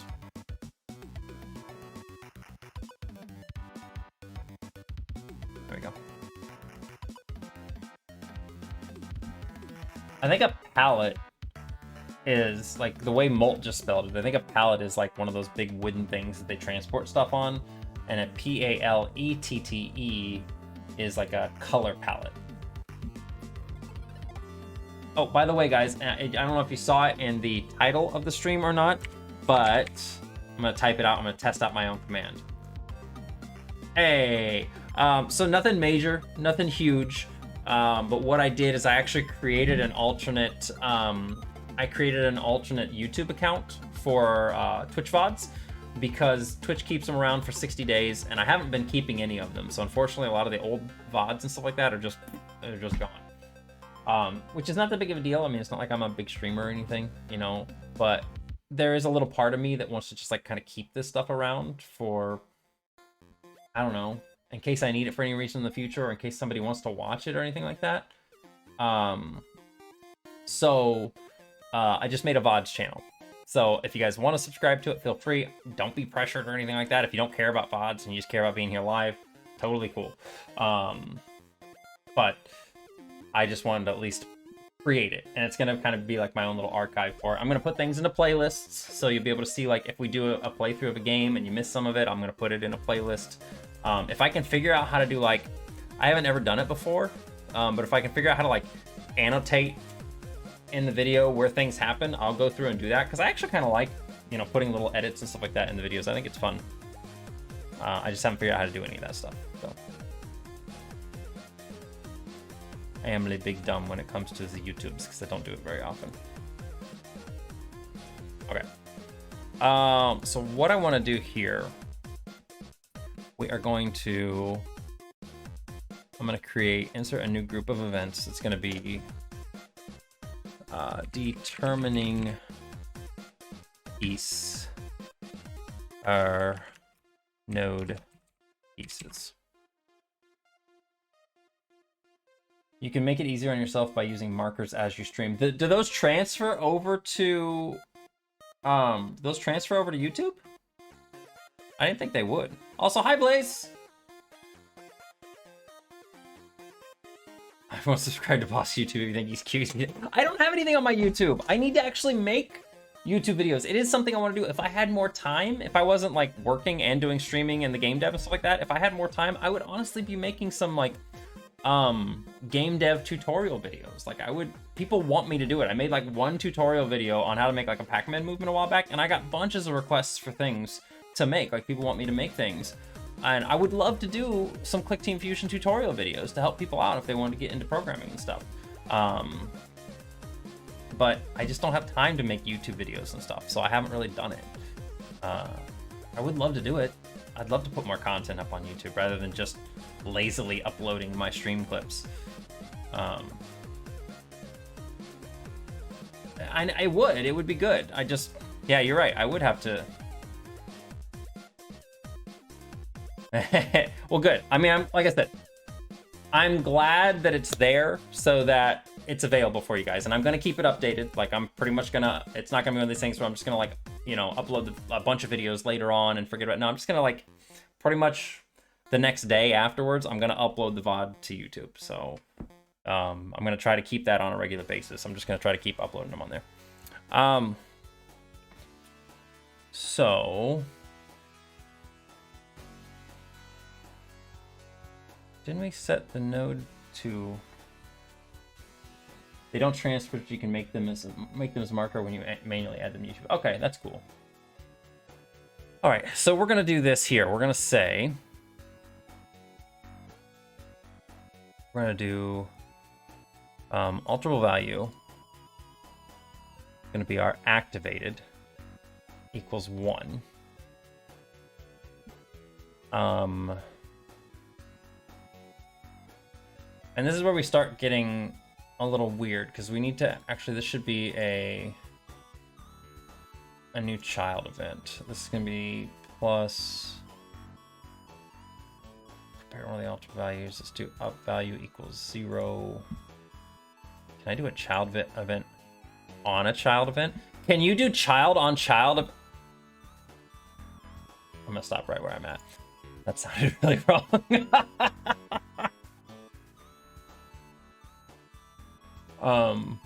Can you do that? I didn't think you could do that. Does it actually do that? Oh my god, it does.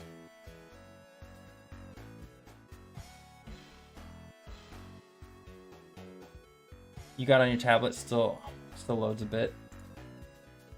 Oh my god, I can't believe you can actually do that.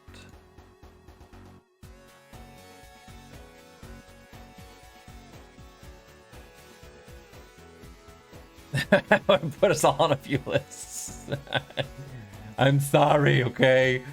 I'm sorry.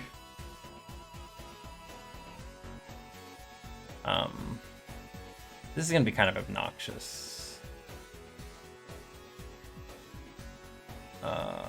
This is gonna be I just literally have to put all of these things on here. Wait. No.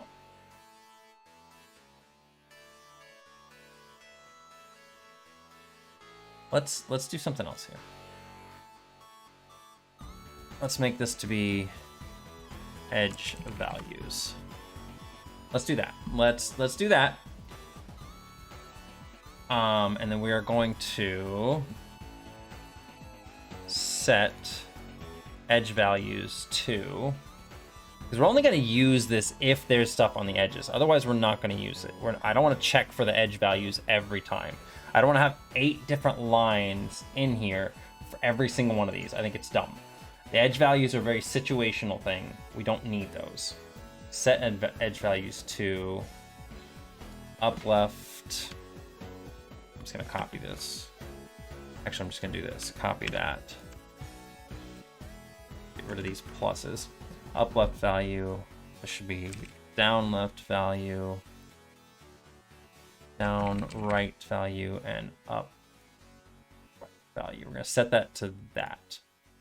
And then what we're going to do here, I'm going to copy and paste that. I'm going to get rid of this whole thing. I don't want this to be I don't want that to be a parent event. Let's just get rid of that. Okay.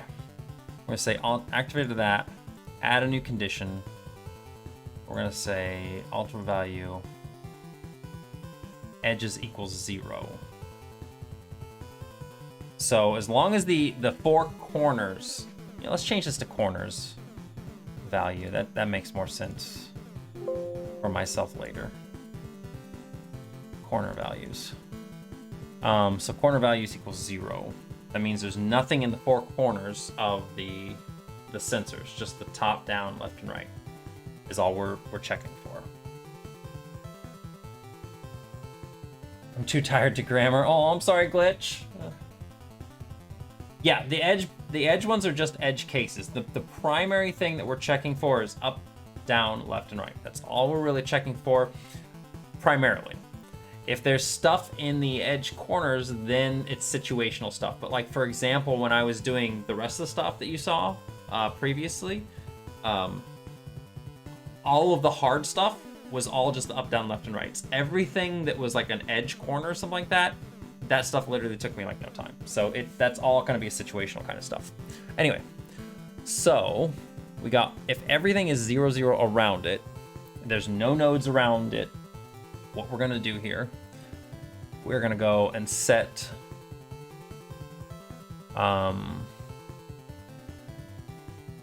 we're going to set our up left anim to 1, alter value set our down left anim to 3. This seems weird. This is just kind of stuff that I know what I'm doing on, so I apologize. You know what? I really want to organize these. Hang on. I want to do these different because it's just that's gonna bother me. Let's.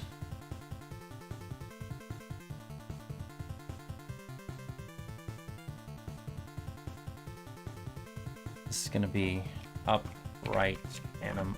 The way I've got all these things ordered and everything else, down, left, anim. It just makes more sense in my head to do it this way. Down, right, anim.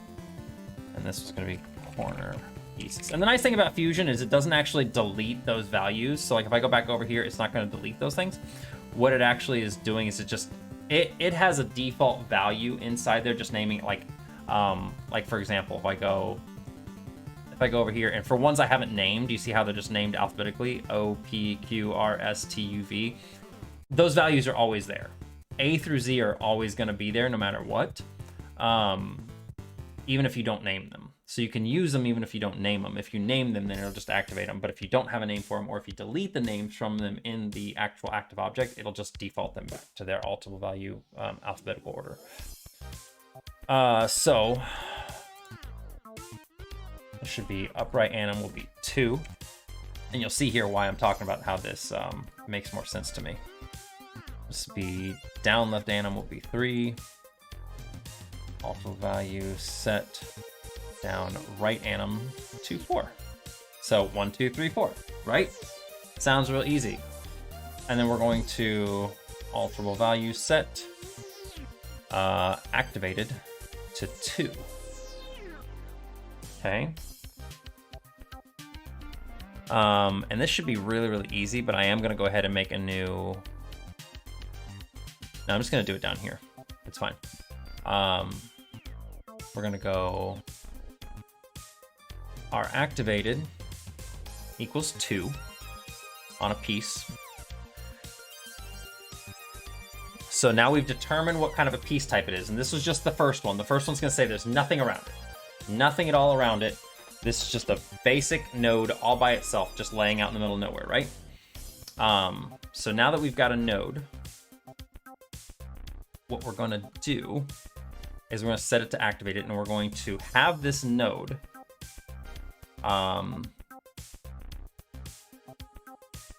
do what it's supposed to do.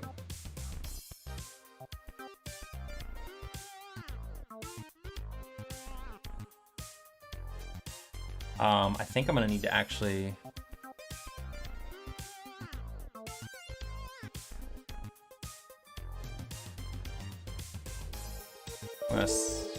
oh, I can't use that. Okay. Oh. Okay, I get it.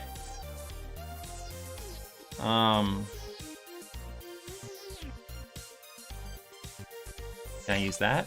I can use frame number. Okay. Sometimes if you use something that is like a Fusion exclusive term, like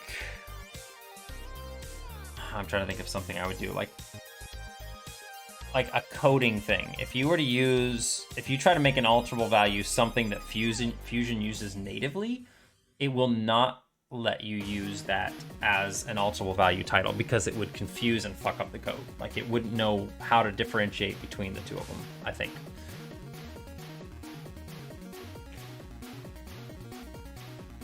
Tiger starting the yawns.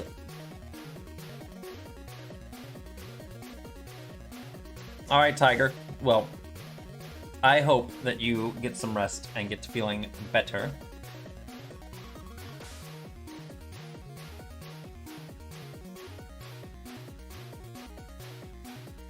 And if you got any more of that art done, feel free to shoot it my way. I'd love to see it.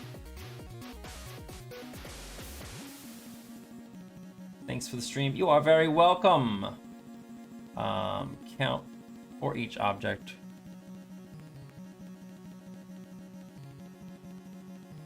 We're gonna call this set piece anim.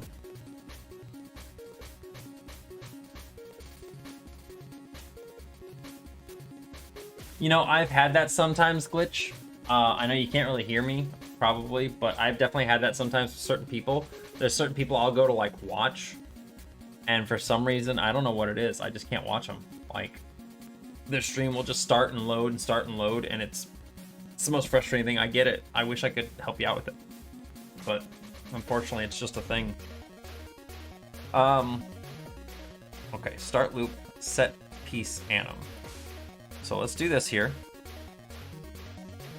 We're gonna go alter value, no, this is loop, on each object, set piece anim. What we're gonna do here, we're gonna say position. We're gonna set this position to be relative to this, but this needs to be -8, -8. Alter value set frame number 2. It's going to be the up left anim.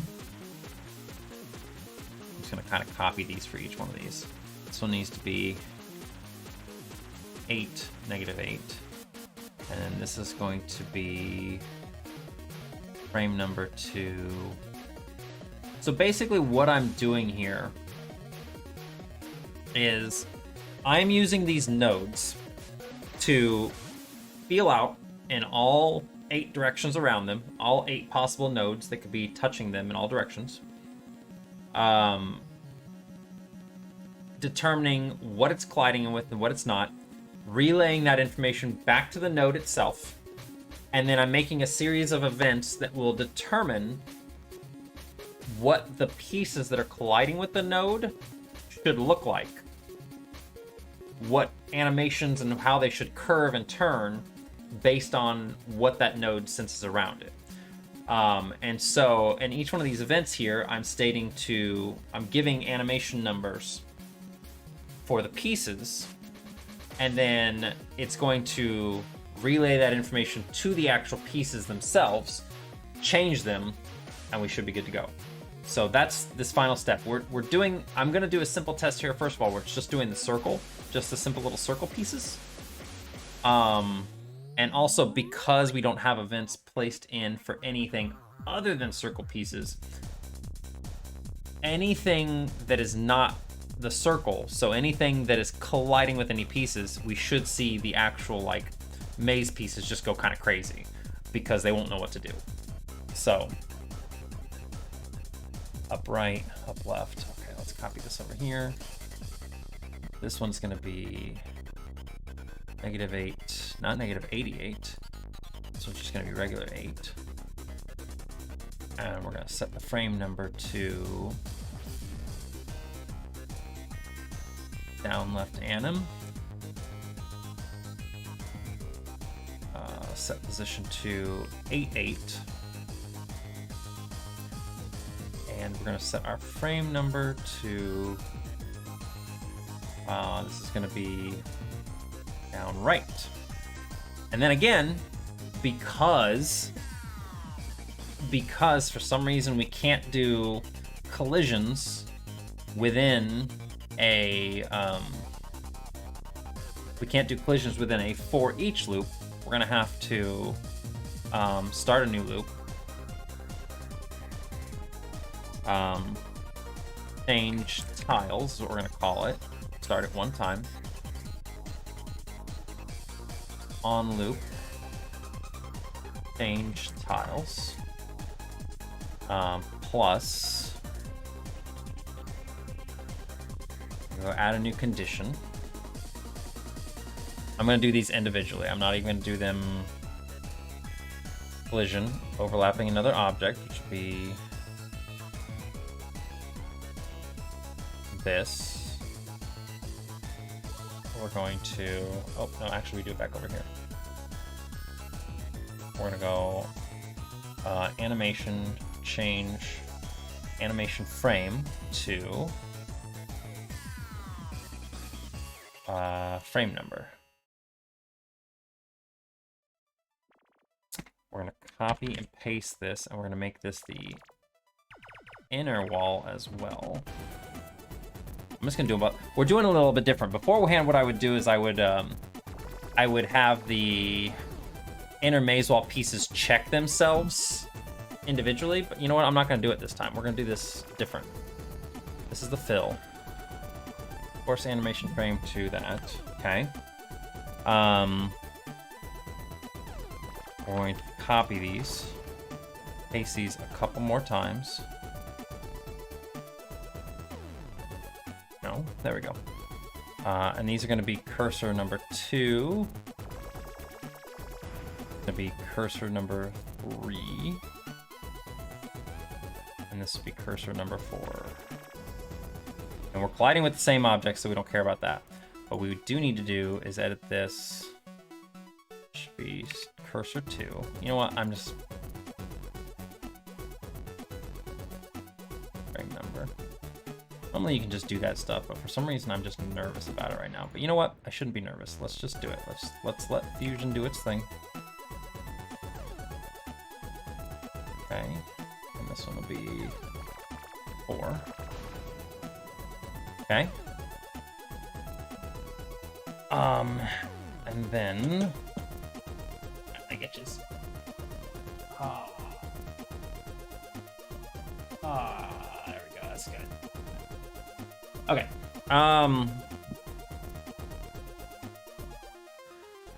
What I also need to do here for this is activate it to 2.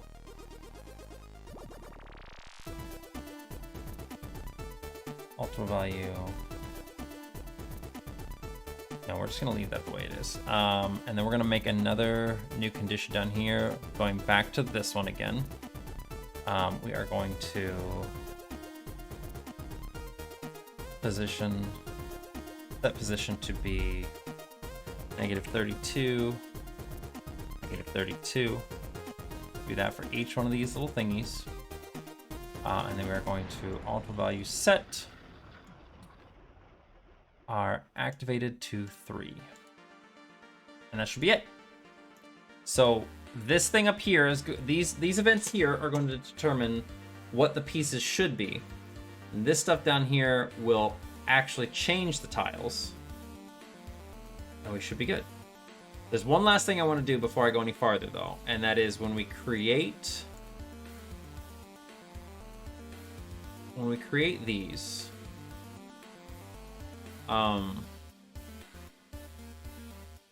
I need to alter value set palette number to 1, and then alter value set palette number to 1 here too, just for right now. I'm gonna copy and paste these because it's gonna make this a lot easier.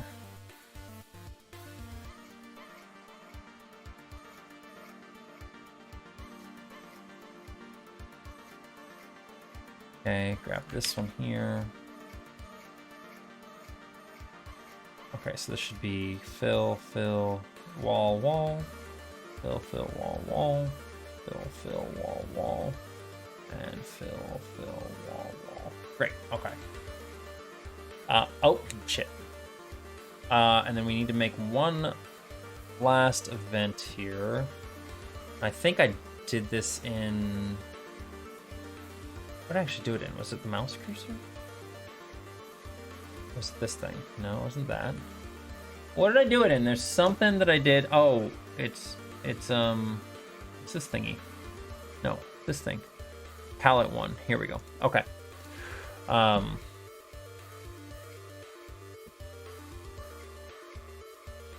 We are going to...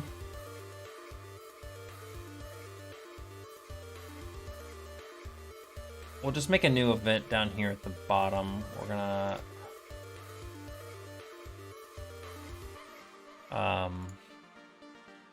Insert a comment, which should be changing wall. No, setting wall colors.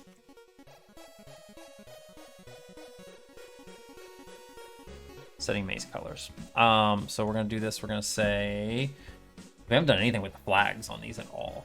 We're gonna say alter value palette number equals 1 plus add a new condition. Flag is a flag off. Flag 0 is off. We are going to set RGB coefficient to palette 1 walls, and then set our flag on. We're gonna do the same thing here. We're gonna say palette number equals 1 plus the flag 0 is off. We're going to set the RGB coefficient of it to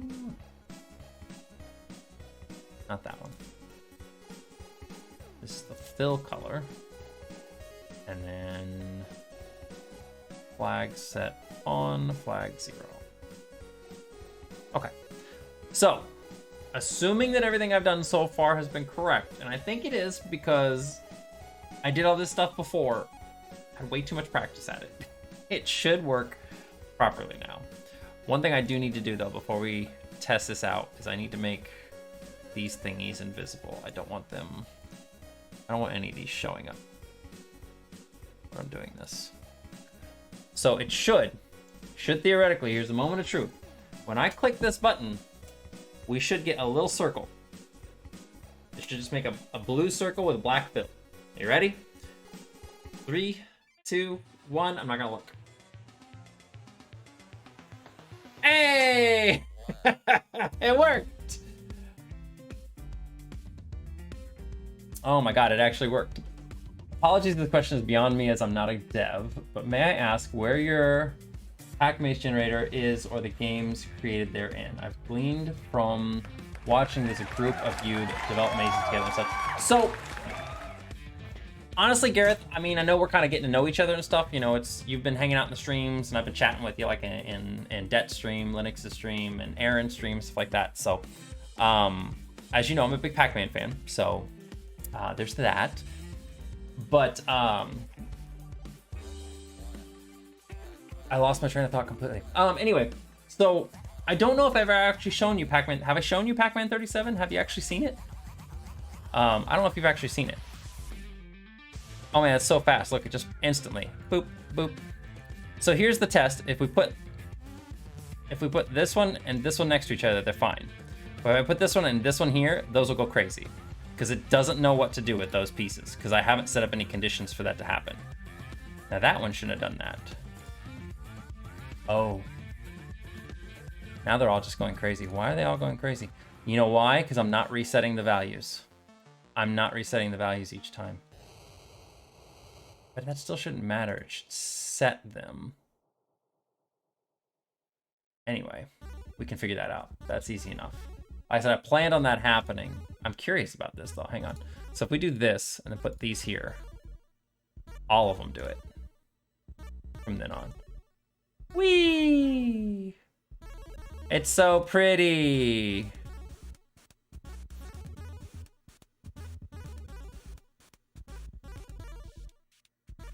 Just color the whole grid in.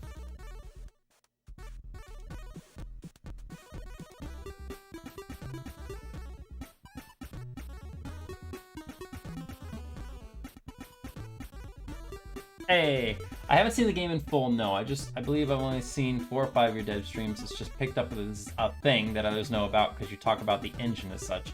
Oh, no, that's cool. I'm actually really happy you asked. Let me just save this here. I'm going to show you the game. I'm going to show off a little bit for you if you don't mind. No,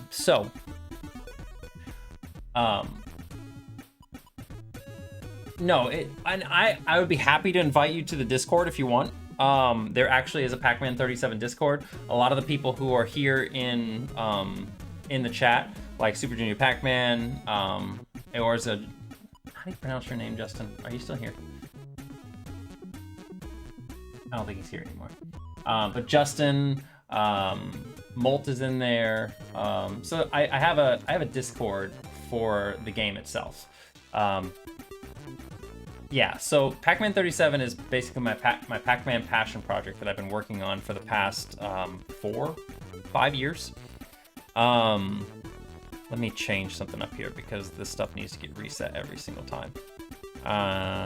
Okay, that stuff is off. There's some things that are in the works right now, so you'll have to forgive it a little bit.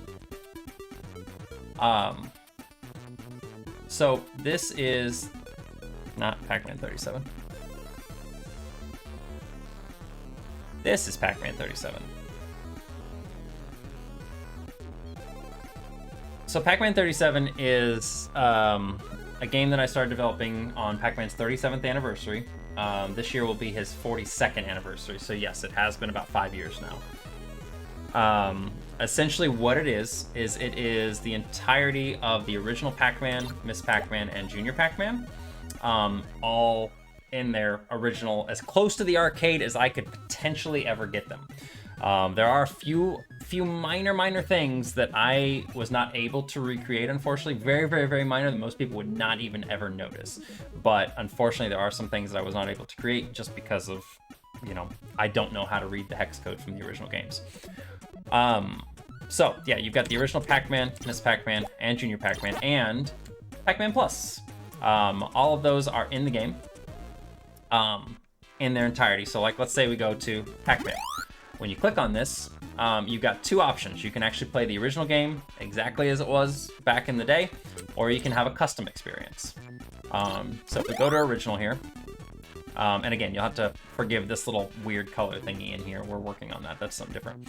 But you got the original Pac-Man. You can choose the graphical style. You've got, you know, the original arcade graphics. You've got kind of a smoothed out classical looking stuff. It still looks like original Pac-Man, but it's just like a kind of a more upscaled version. And then you've got the modern graphics, which are like these 3D kind of graphics that I created. So both of these graphical styles are my creations, whereas obviously I didn't create the original sprites. You can choose, you know, normal or fast speed, however you want to do it. And then you can also choose between 1 and 2 players. So let's turn it to normal speed. And you'll see here, it's just basically, it's the original Pac-Man, all in its entirety. Again, don't pay attention to the green Pac-Man. That's another thing we're working on right now. But it's exactly as the normal Pac-Man would be.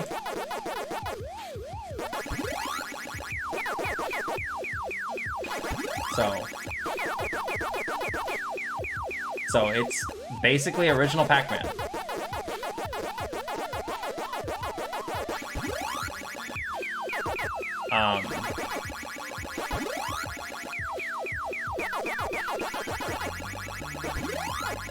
And of course I'm going to get into playing this because I get into playing Pac-Man.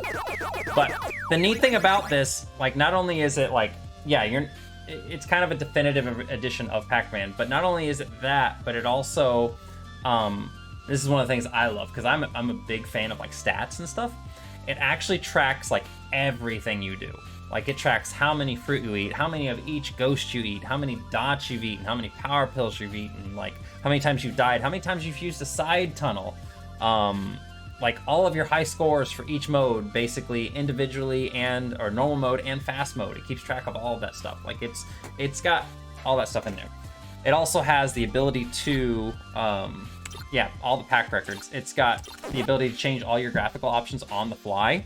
So like you can see here, you can actually just change Pac-Man sprite on the fly anytime you want. You can change the ghost sprites, so you can have them be the modern versions. You can have them be the retro versions, whatever you want. You can change the maze. And you can change everything individually. So you can have like the ghost be modern, but you can have the maze be this newer way, and then you can change everything all at once. So you can have it all be like that.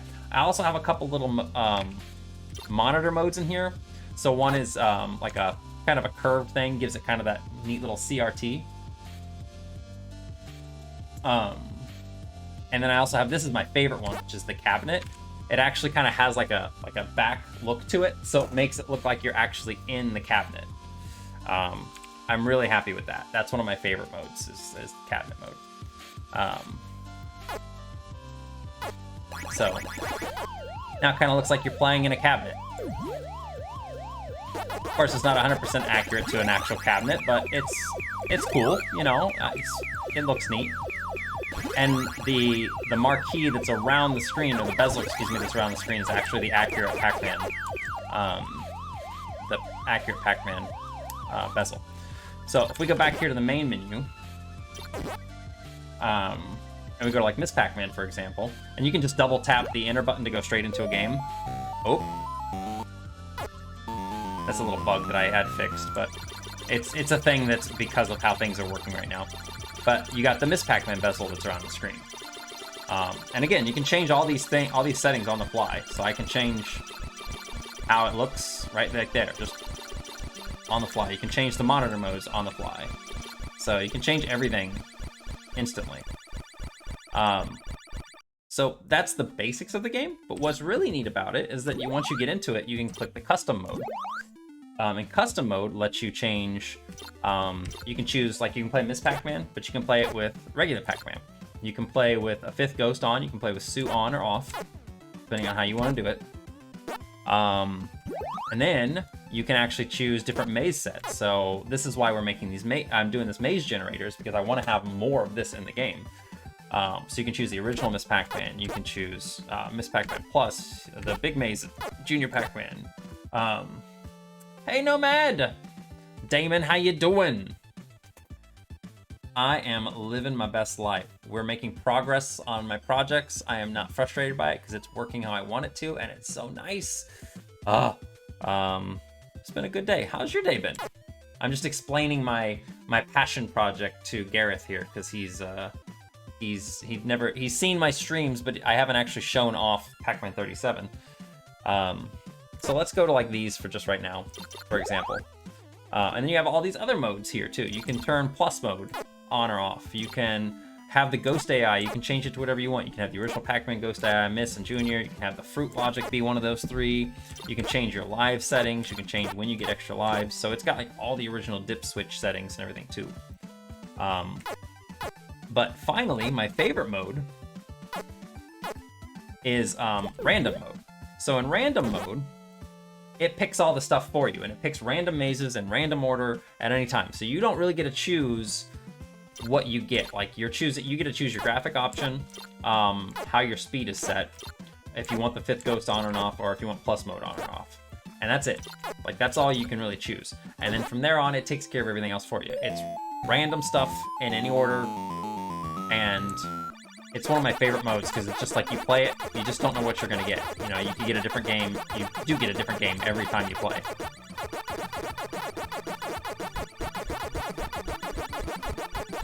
I'm gonna die. But it does have a 2-player mode. The reason why the colored Pac-Mans are in there right now is because I was working on a 2-player simultaneous mode where you could choose your colors and stuff. But unfortunately, I started getting sidetracked with the maze editor and creator, and I haven't worked anymore on that. So it's kind of in this weird limbo at the moment until I can get all this other stuff done. So the next version of the game essentially is going to be a huge update. It's just going to be an absolutely massive update because there's going to be so much to it.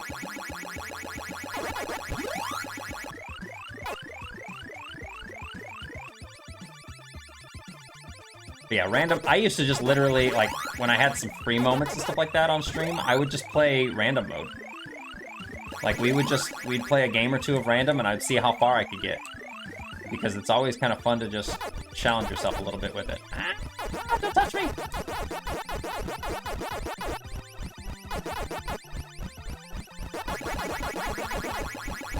I think it got all Miss Pac-Man stuff, didn't it?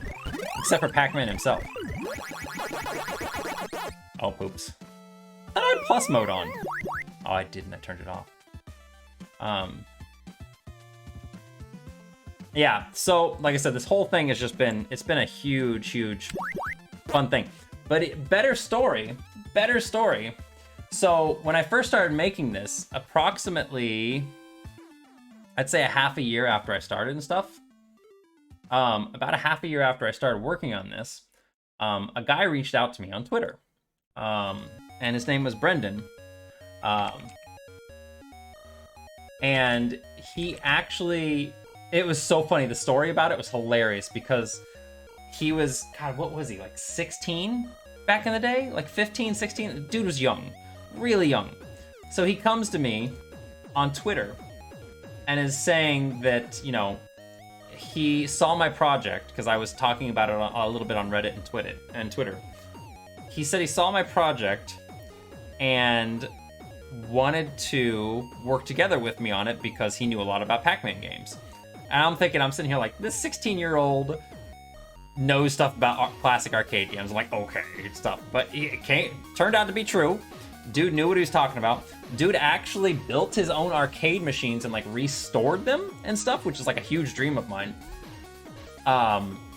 And so, long story short, basically over the course of me building this game and him and I working together, we actually together created an entire arcade cabinet.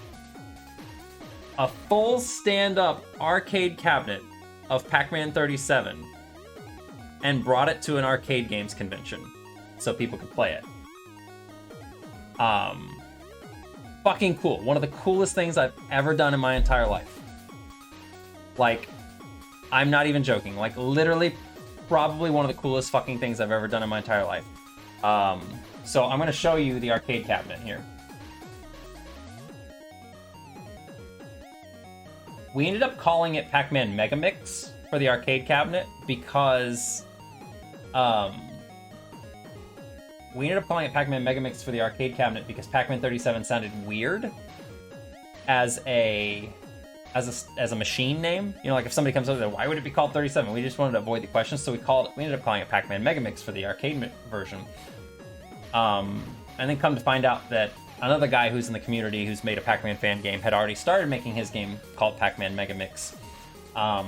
And we had already kind of done the artwork and stuff at that point in time, and it's like, oh no, we're not gonna go redo all this artwork. Like, Brendan's actually spent money on this shit. You know, he spent a lot of money on it. And so we kind of talked with Cruz Elroy and was just like, look, we're just going to call the arcade version Megamix. The regular PC version we call Pac-Man 37. That way we don't confuse things, but it still causes confusion. Whatever. So yeah, here's the arcade cabinet. Like, we had so much fun working with this thing. I did all the artwork for the actual Ghosts, Pac-Man, everything on there. I did all that artwork. On the front, like every piece of art was unique on there. Like, I didn't want to be like one of those cabinets where they use the same art like over and over and over again on there.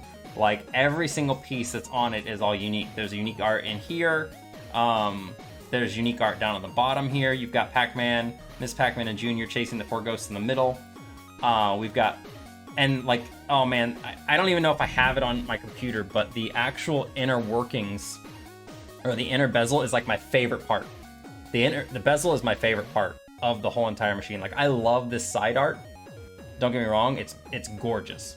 And we kind of solidified this whole theme of yellow being Pac-Man, blue being Junior Pac-Man, and pink being Miss Pac-Man, or this magenta color.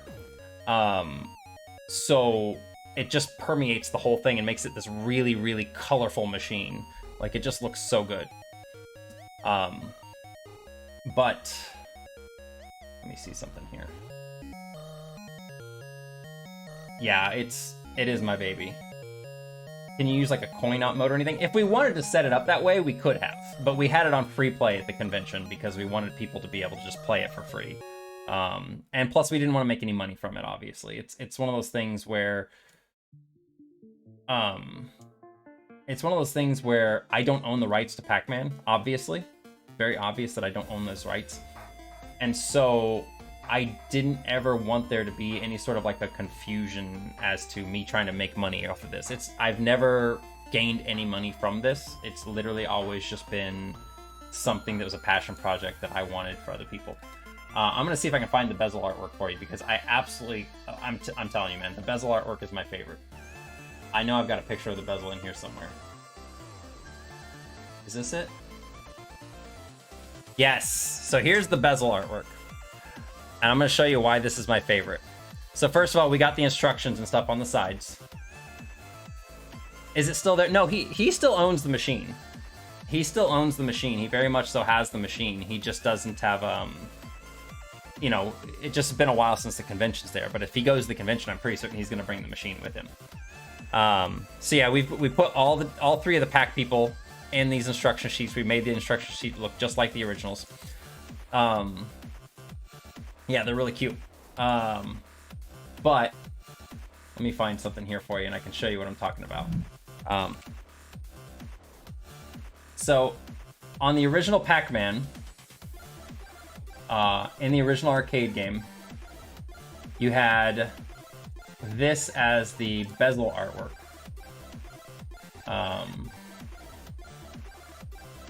Open image, new window. I'm gonna do this too. I'm just gonna do all these.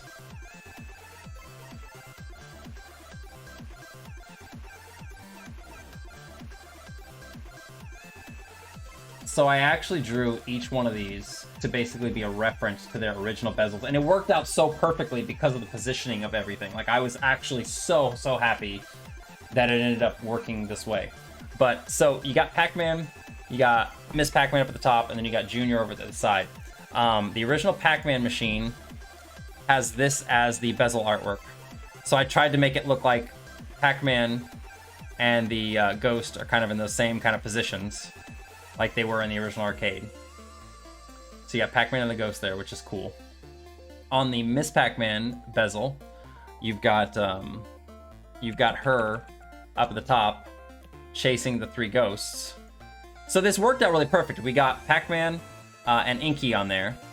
We got Miss Pac-Man and Clyde, Pinky, and Blinky on there in like the respective positions up at the top there, like that. Where's that window at again? So you can see, like, I tried to mimic that same pose and everything there with those three. And then for the Junior Pac-Man marquee, ooh, that is really bad. Hang on, let me find a bigger one.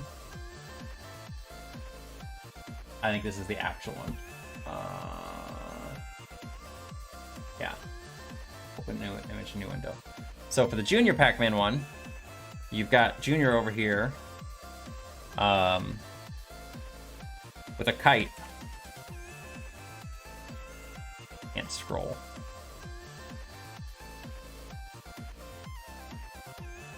God damn it. So yeah, you've got Junior over there with a kite on the side. So yeah, the layouts of the original bezels worked so perfectly to make a really cool bezel that referenced all three of the original games. Can't see. Oh, because I'm in the way. Shoot. There it is. Yeah, it was really cool the way everything worked out and stuff.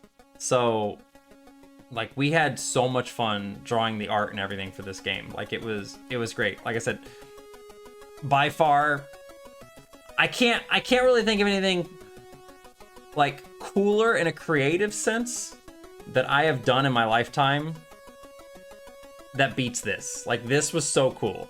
It was such a cool project, especially for me being like a big Pac-Man fan.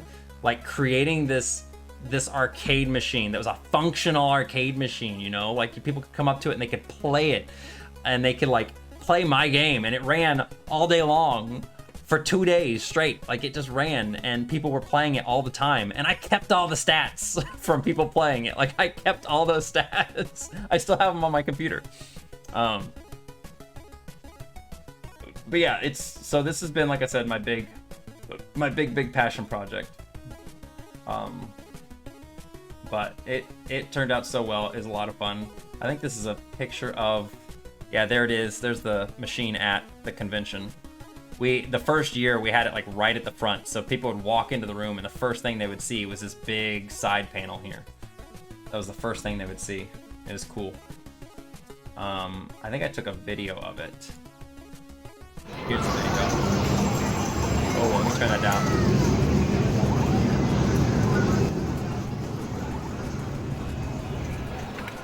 So here's the video I took of it. We had a little banner thing on top.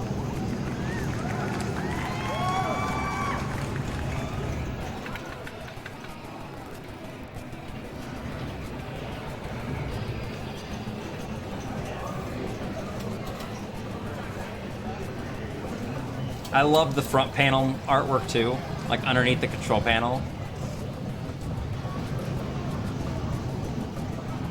Neon Lion, that's me.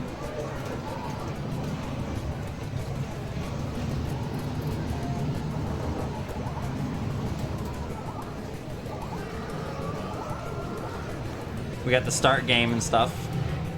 It's hard to see the bezel inside there because it's so dark. But this is the first year that the game was there, so it's an old, it was an old version of the main menu.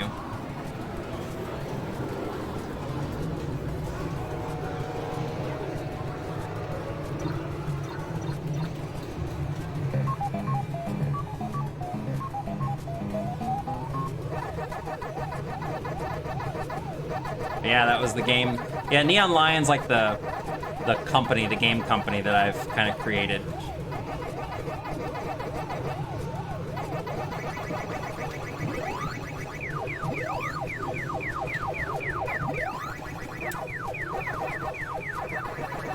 We gave players the option to push a button. The two-player button essentially would change the visual style while they were playing it.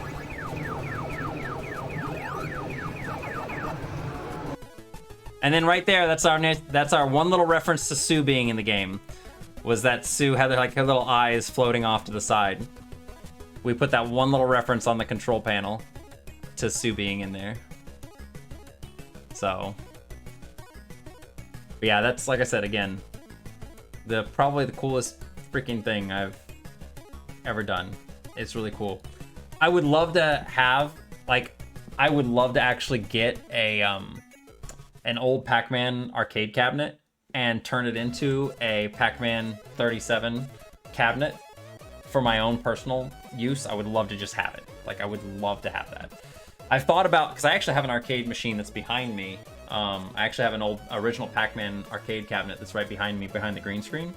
I've thought about turning that into a Megamix cabinet, but it's like, it's in really good shape.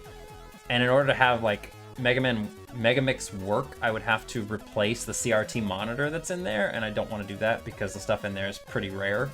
So we're not going to do that. But now that I've talked your ear off about Pac-Man 37, the main reason that I'm making the maze generator is because you'll see over here, every one of these stages in Pac-Man 37, the maze itself is one big image.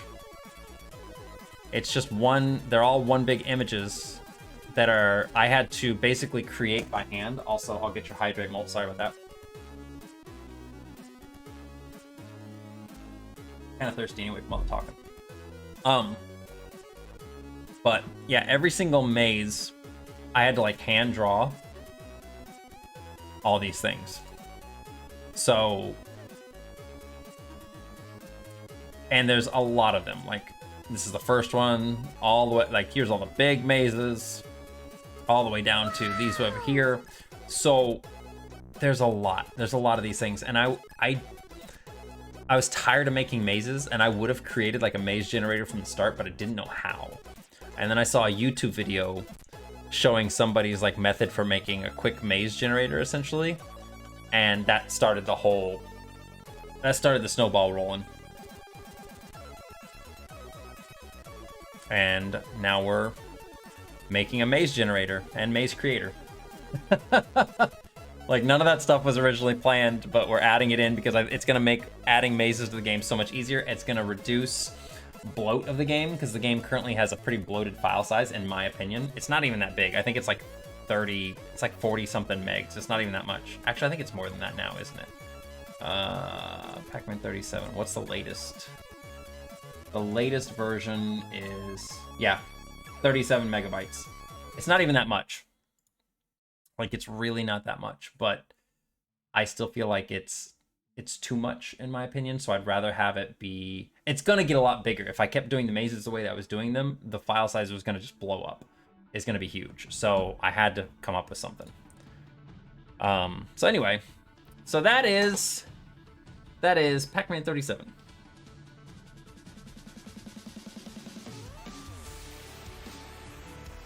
All right. So what we need to do now...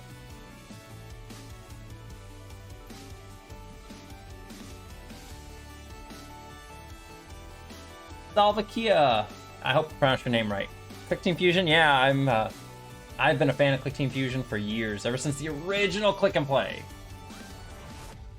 Well, thank you, Gareth. I appreciate that. That's very nice, kind words. Yeah, it's a big project. Like, I can't believe it's been 5 years I've been working on it. I can't believe it's been 5 years.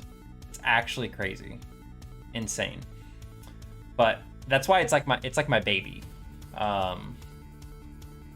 Clickteam Fusion can't be worse than Game Maker Studio. I've never used... Well, okay, I tried to use Game Maker Studio, and I wasn't good at it.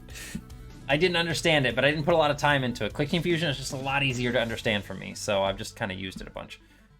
I gotta figure out why these are going crazy. Like, it makes sense that these are working fine. Putting them next to each other works fine. Works as intended. Great. We can put little spheres next to each other. That's fantastic. When you put them next to each other, now all of them get messed up. What is happening with that? We don't have any... Let's see, what do we got here? The inner maze node. Let's put one way down at the bottom and let's see what happens when I put this here. Why are these pieces going crazy? The inner maze node should be like the farthest one down. Yeah, that one right there. What is our... Why is left value... Why does left value equal 1?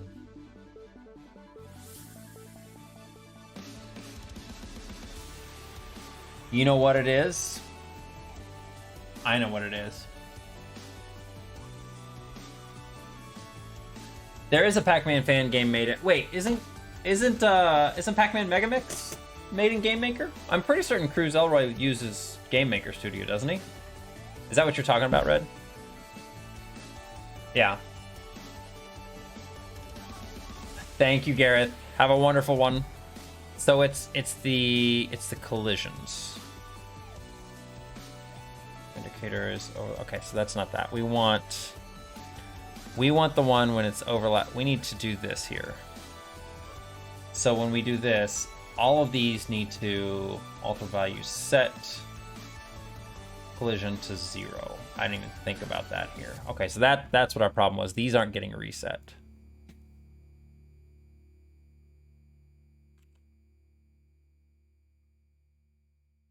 So none of these are getting reset is the problem. We're gonna do this, make sure all of our little collision values, that's so pretty. We got a nice little rainbow value going there. All right, Gareth, enjoy your dinner. And I'm gonna, what time is it? 11:26? I'm probably gonna be going for a little bit more, not too much longer, maybe like another hour or so, but this should fix our problem. So those pieces will go crazy because they don't know what to do, but then, yeah, other ones afterwards should work fine. So, yeah, see, like these kind of go a little nutso because they don't know what to do. I haven't given them instructions yet on things, but these are working fine. So what we're gonna do next, like right now it doesn't do anything. If I click in between these things, that's just gonna do that. Or if I put these two here and then put one in between, it's gonna do that.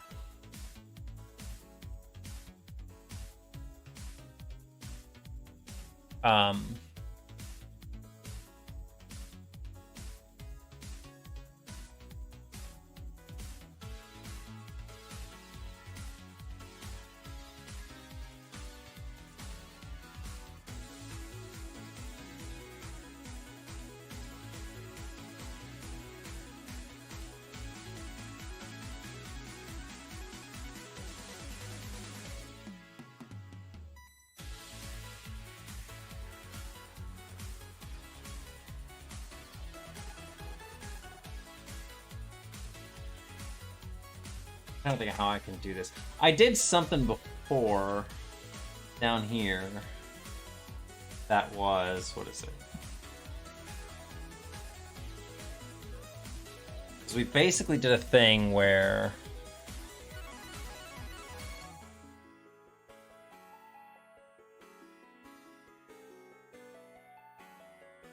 that's what I did. Collision of that equals collision does not equal that on each. Okay, yeah, okay. So I know what I did. So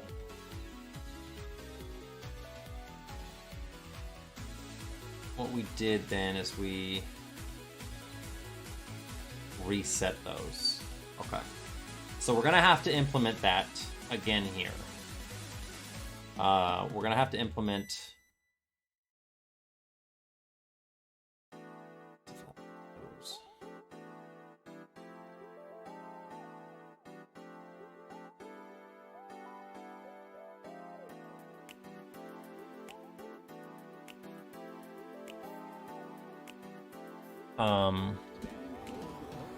so, yeah, we're basically going to,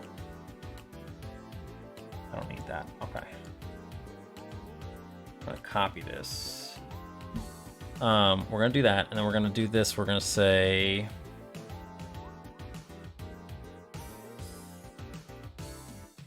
we're just gonna do the 4 cardinal directions.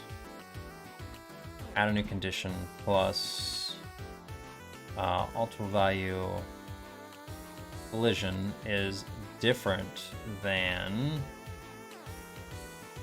value up value. Then we are going to set activated to 0. Is that what we did? Yeah, I'm pretty certain. No, because I don't know how this is going to work, because beforehand what we would do is we would check the pieces. The pieces individually would get checked. But the node should still be the same thing, essentially. And all we need to really do is just the nodes themselves.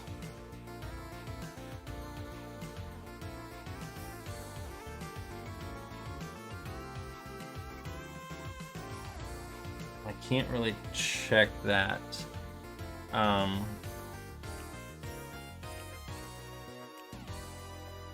No, hang on, that doesn't make sense. That's not what we did. What did we do?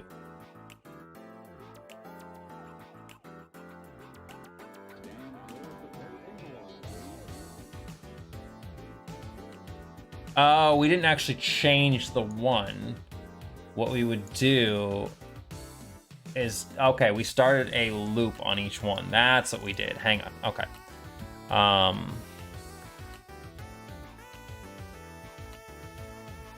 So yeah, we need to get rid of this. So we don't want to do this. What we want to do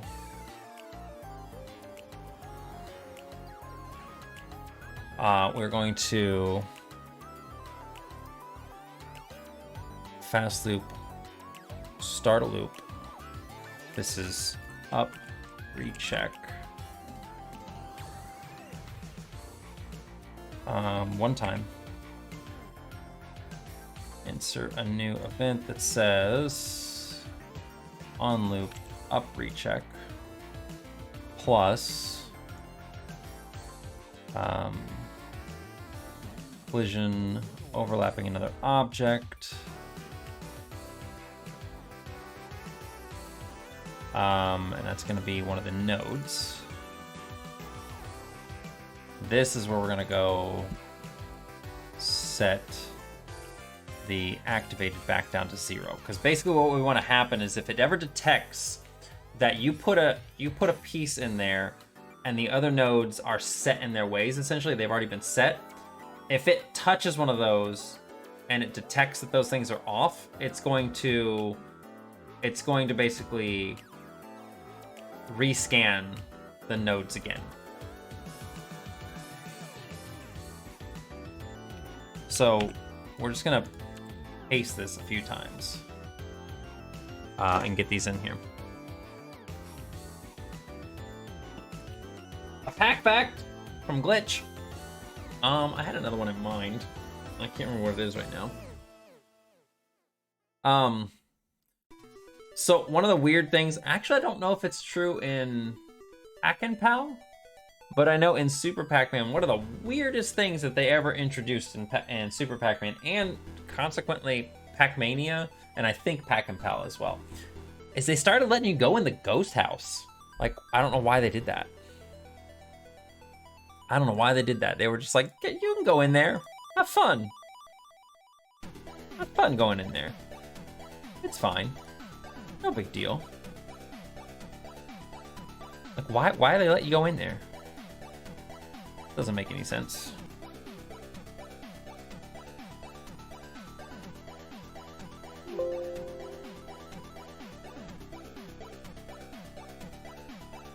It is silly. It's even more funny to go in there just to eat a ghost that went in there. Like, just like, fuck you. You think you can get away from me? No. I'm coming in. I think it's funny. All right, so this needs to be check adjacent. And this is gonna be the down value.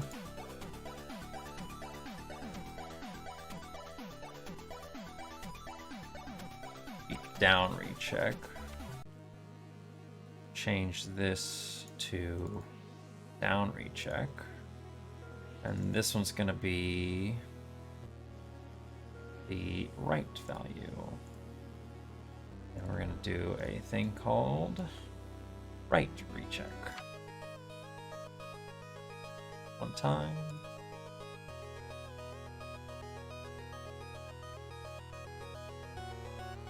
Oh yeah. Yeah, the ghost could still go in there. They very much so could still kill you inside there.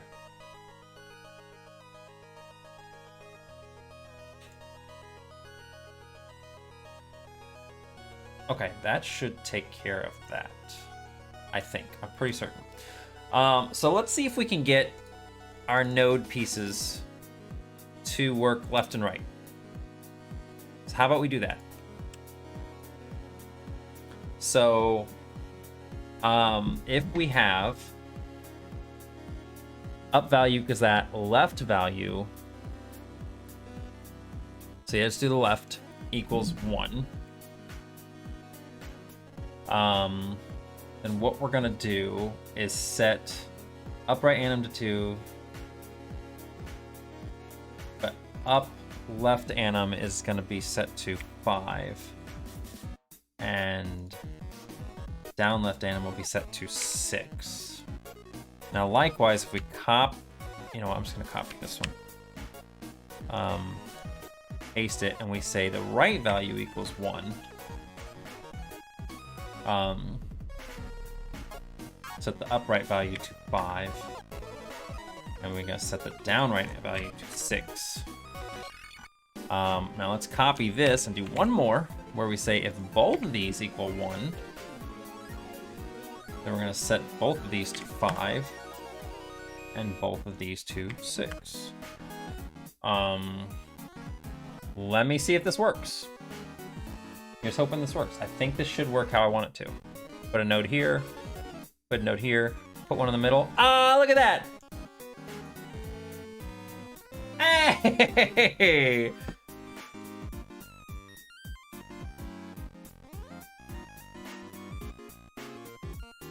Yeah, that still doesn't know what to do. Yeah, see, we can do, now you can do like this. You can make the pieces how you want to, Red. We can have them be little individual things like that. Awesome. That's fantastic. Oh, I love it. I love it. I'm so happy. Like, I literally spent all day thinking about this node system to get it to work how I wanted it to work, and it's actually working. Mm. Oh, I'm so happy. Okay. Let's do another one here. That's gonna say that up value equals 0. This one's gonna be up value equals 0, but the down value equals 1. Then what we're gonna do here, we are going to set, let's see here. The down left anim should be, I think I got these backwards. No, I don't. Should be 7. And the down right anim should be 8. Okay. And then if we do, I'm gonna copy that, paste that, make up value equals 1, this be 0.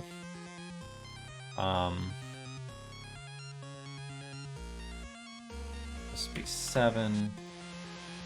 This would be 8. I'm actually just gonna leave that for a moment. So I'm gonna copy and paste this and make it so that both of these are up and downs. But on this one, I need to reset these bottom 2. This is 3, and this one is 4. Okay, so this should get our up and downs working properly.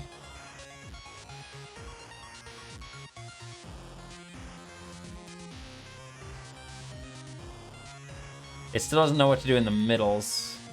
Like a middle section, we don't have any connectors here. The nodes are there, but it just doesn't know what to do with them right now. See, it actually gets like, it gets really confused if I just do this. It has no idea what to do, but if I put another node here, it recognizes that there's those there. Oh, that didn't work. Weird.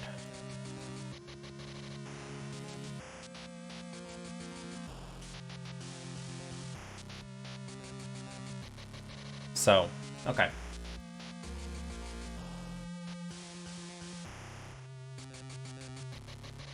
That's fine. We're fixing it. We're getting there.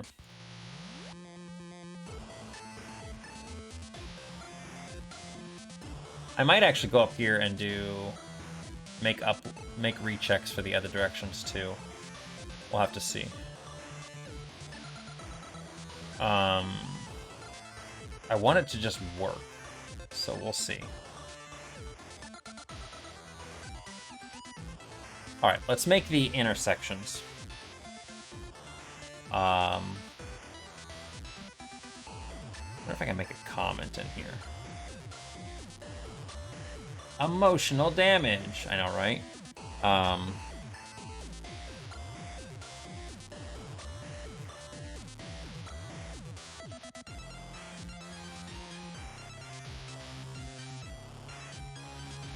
new comment should say up, down.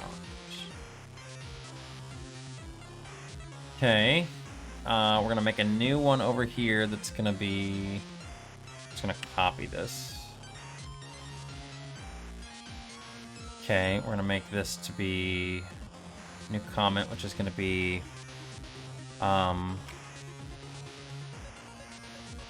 let's make the corner intersections. So let's assume if up value equals 0, and right value equals 1, and down value equals 1, So what that means is we've got a... No, other way around.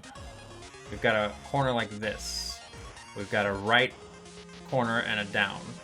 So we need to make it so that our top left is right.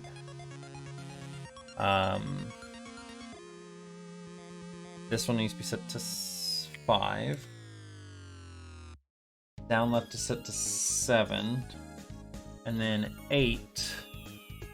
No, what are we doing here for our pieces? What is that one? So these start at 9, 10, 11, it'd be 12. 12, okay. So down right anim will be set to 12. Okay. This is really just going to be a whole series of just doing this shit. 1, okay. We're going to set this to 5. Set our... You know, it's easier if I just do this here. This is much easier. This one's going to be 2. Down left anim will be 11. And then this one should be 5, 6, 7, 8. I apologize if this is confusing.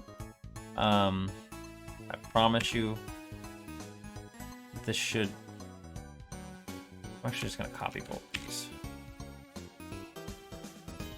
So on this one, we're going to make up value equals 1 on both of these. Down value equals 0. So let's see. Sure, go ahead. Let's see here. So if our down right equals that, that means we need to set this 8. This is going to be the up right anim would be 9. Left anim would be... Oh, down left. No, that's not right. This needs to be 6.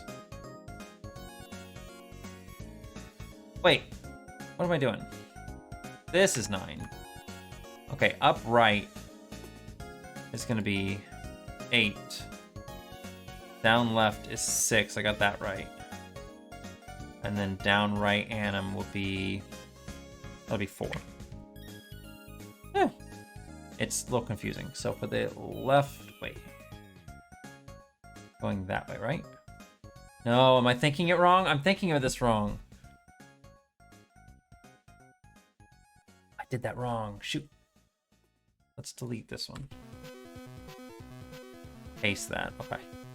So this actually is going to be the left value equals 1. It's the right value equals 1. This one here, the up left needs to be 5, 6, 7. Up right anim needs to be 10. Down left needs to be 3. And that needs to be 5, 6.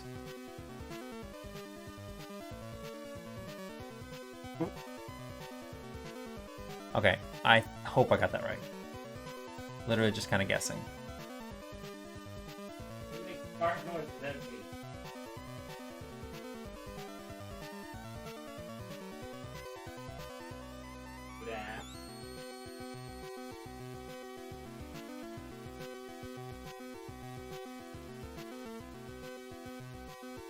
Okay, why does that not work?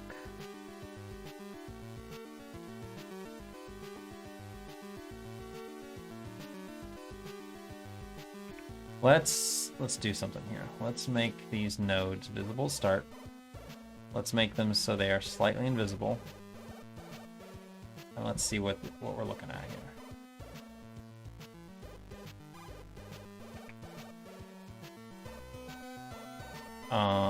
When we're creating these things,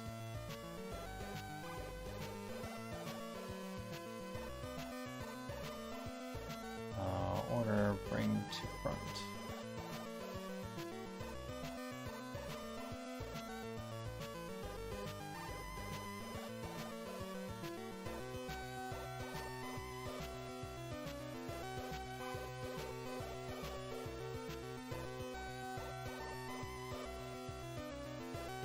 there it did it.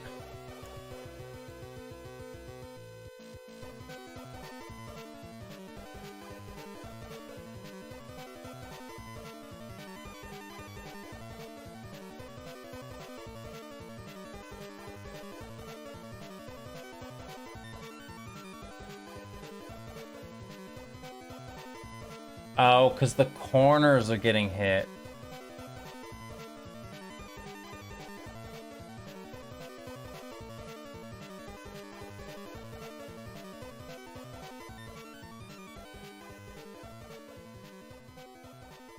Corners are getting hit here, so...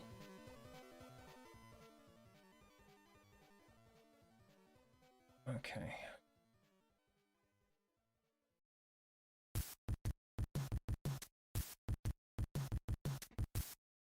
Oh yeah, the Pac-Man card game? Yeah, I remember that one. So it's allowing this to happen if we have... Doesn't even allow that.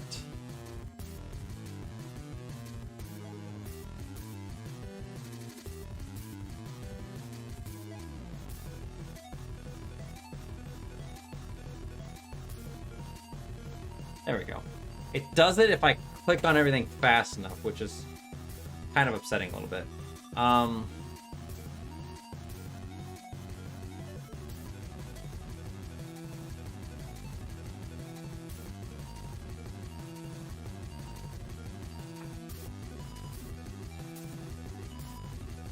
Yeah, this is something I'll get taken care of. I'm actually kind of concerned as to why when I click next to something, it's not auto-adjusting. And I think the reason is because it can't auto-adjust because there's no conditions set for it. But at the same time, it should. Like, see right there? That doesn't do anything because that's understandable. But if I go like this and then go... Like, if we do the whole thing like this, we create a wall, right? Put that there. Still not doing it. Because the corners are getting hit. Okay.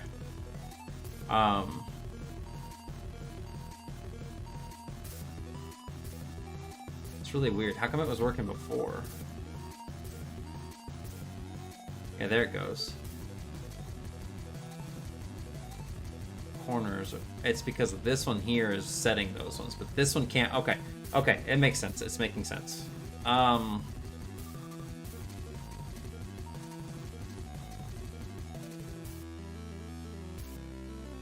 think what I'm gonna have to do, let me try something here, because I betcha if we do corner pieces, let's say this is lower than 3.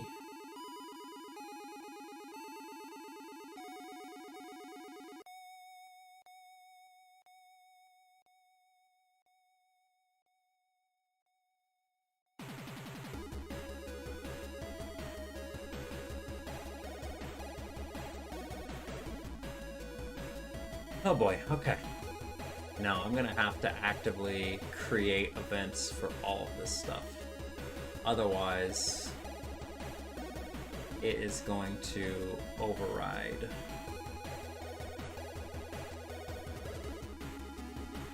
Okay, I see what's happening.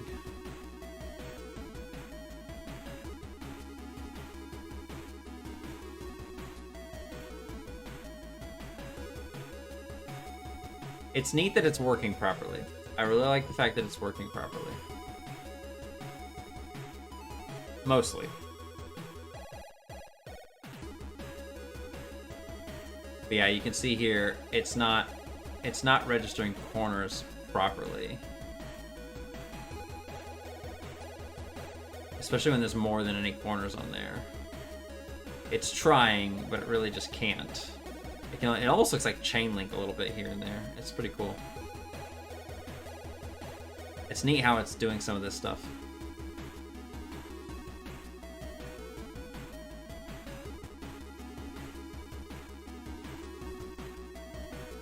So I think, yeah, we're gonna have to start a new set of events.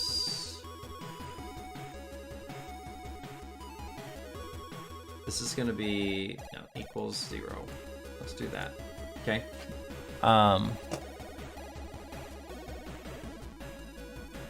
grab this. We're gonna do Joey! You wait. Ooh, Joey, thank you for the 11-month resub. Oh my god. You're awesome. I love you, Joey. How you been? How you been doing, boo-boo?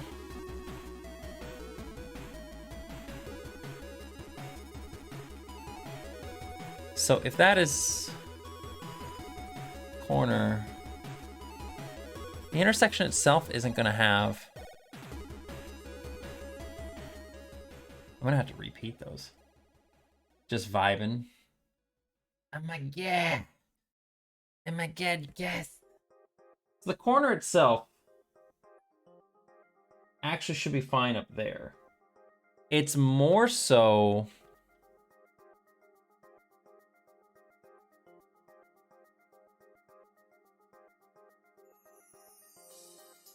Yeah, the corner intersections are fine. Corner intersections are fine. Let's do this. Corner pieces equals 1. Right? I'm gonna have to make a lot of events. We're gonna have to make a lot of events. This is gonna be a lot, but it's fine. Actually, I want to get rid of all those. I don't want those. So corner intersections. We're gonna do the same thing here. This is what is this?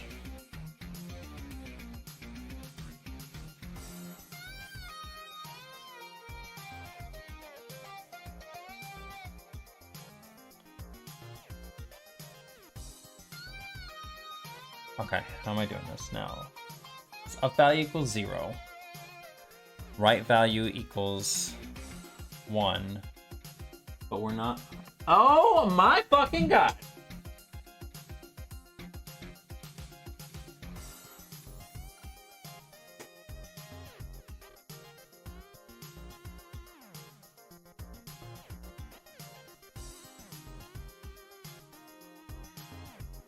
Babe!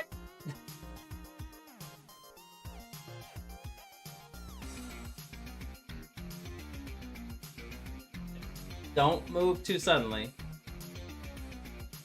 Joey knows exactly what I'm freaking out about. Woo! There he is. Why do you tip? Oh, don't smash him, no! Where are you? I was gonna say just put him in a cup and get him out of here, but that smashing works. It's a pest. It's huge! It's so huge!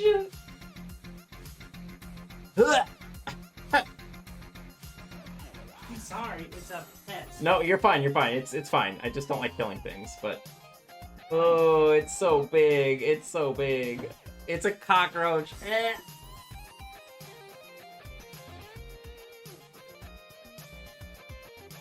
Happy. Yes, thank you.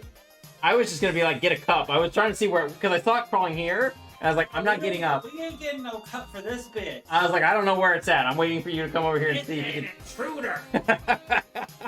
Okay? That thing was huge. Murderly. Not even joking, you guys. It was this big. It was that fucking big. It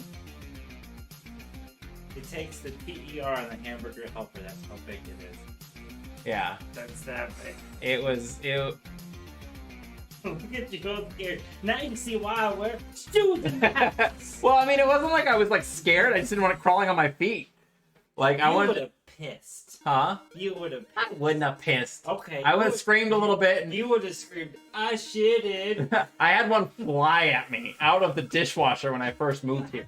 Dropped from the ceiling on you. Yeah, that was less scary In the because shower. that one just took me by surprise. The one in the dishwasher was the worst. I literally opened up the dishwasher and it ran and then flew out at me and I screamed so loud.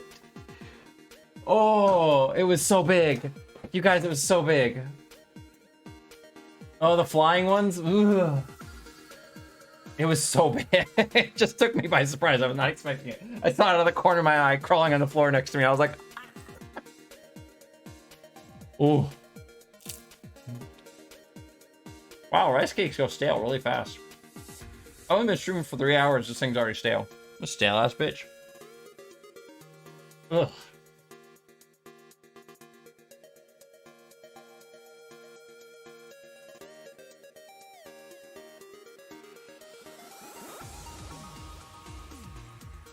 Okay.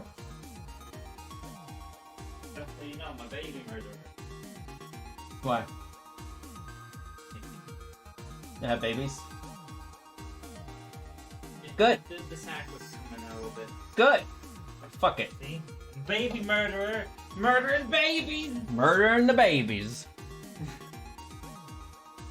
Yeah, I literally, I'm one of these people that I don't like killing things, and I agree. It is a pest. That's the I problem. should die.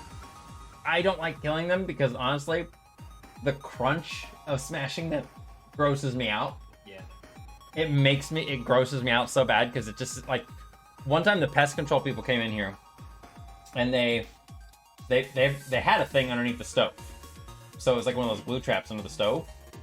And the guy literally nonchalantly, didn't care at all, pulled it out there. There was like 6 or 7 cockroaches dead on this thing underneath the stove. And he just goes and just crunched it all together like a piece of paper and just like threw it away. And I was like, didn't even phase him at all. Just like it's just crunched all the cockroaches together in his hand.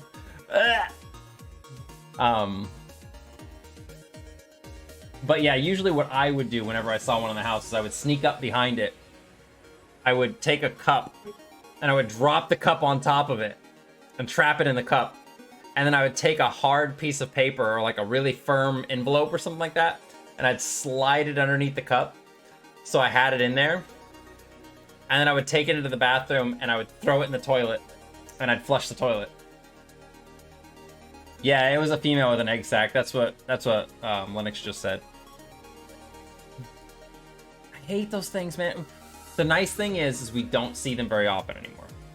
When I first moved in here, they were literally every week. I saw them all the time. I hated it. But it's we don't see them very often anymore. They do a lot of pest control around here now. They spray every month, but you still see them, unfortunately. I don't know where the fuck they come from, and I hate them. Anyway, I've lost complete focus on what I was doing now. Yes, thank you, babe. Thank you for squishing the babies. He had one crawling under his desk while I was at work one day. He took pictures of it and stuff. They are big. They are real big. It's scary how big those things are. I hate it.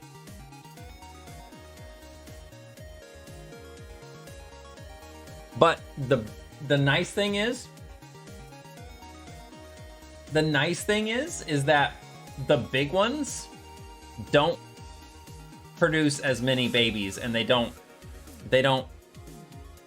get to like adulthood as fast. So the nice thing is about the big ones is that they don't spawn as many. They don't reproduce as fast. So you don't see, if you kill them, you don't get that many back. But anyway, what was I doing? God damn.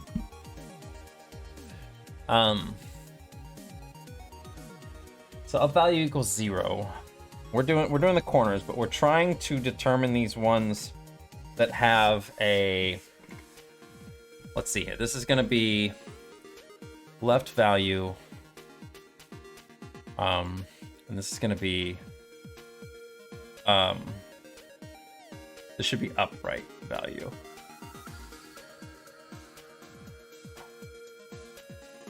Because we're doing, no.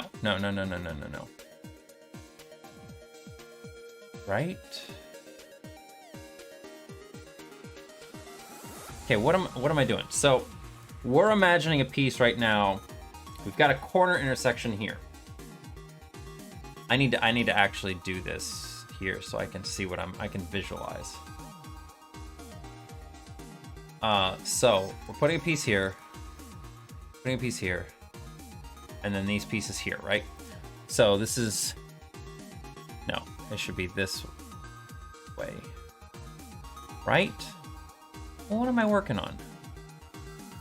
Down and right. So if it's going down and right, so it's down right. So this is down left. So we are doing we're focusing on this piece right here, this node right here.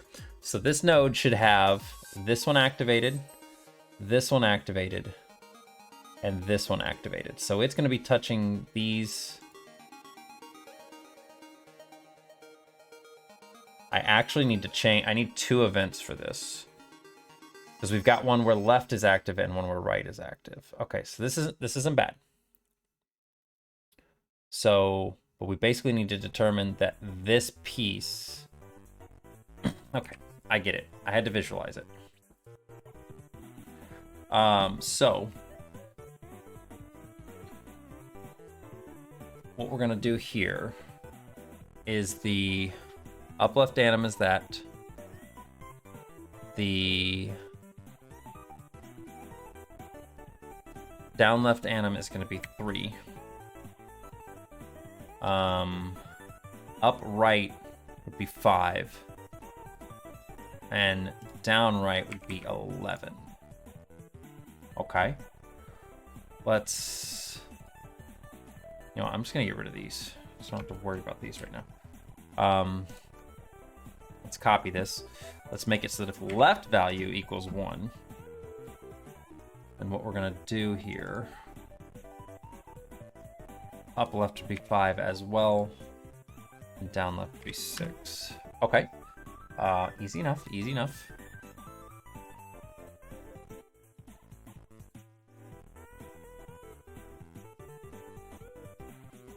What are you guys talking about? Do we live... Which I had 3 different times. A female wolf spider invade my room. Different spider. Ew, gross. Yeah, we live in the Midwest too. Kentucky. Like, I don't like killing spiders. I don't like killing anything. Except mosquitoes and gnats and flies. I don't like flies. They piss me off. But I don't like killing anything typically. So... It's kind of a problem for me, unfortunately. Okay, we're gonna do left value equals 1, and right value equals 0. But, oh, I didn't change these. Down right value equals 1. Down right value equals 1. This one's gonna be down left value. I didn't change it to 1. Down left value equals 1. And this is left equals that. Then what we're gonna do here is we're gonna have upright anim be 2. This one's gonna be 5. This will be 4. This will be 12. I swear I know what I'm doing, you guys. I swear this looks really complicated and confusing, but I swear it's gonna work out.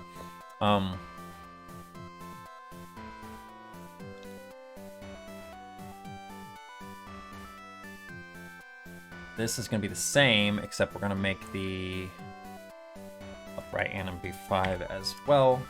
The down left one to be 6. Did I do that right over here? Yeah, okay. So this should... Damn it. Oh my god, can the mouse... This one's overriding that. There we go.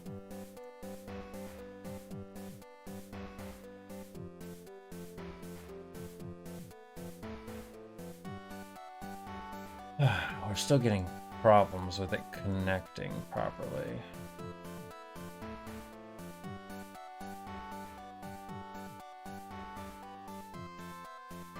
Like it does it, but it's not refreshing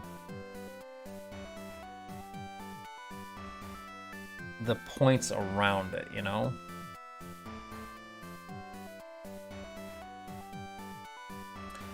Maybe we just make it so that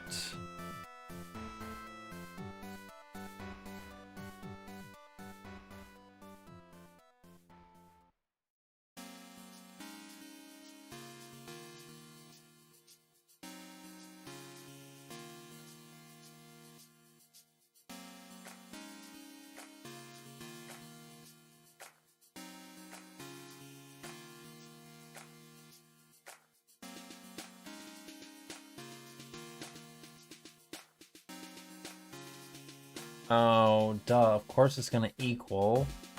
I have to do this before I set these values, right? Is that what I did down here? Of course it's gonna equal that.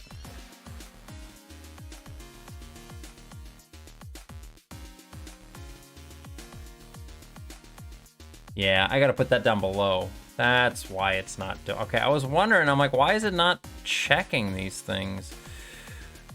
And it's because this right here. Let's move this down to the bottom. Nope, not there. There we go. Does that work better now?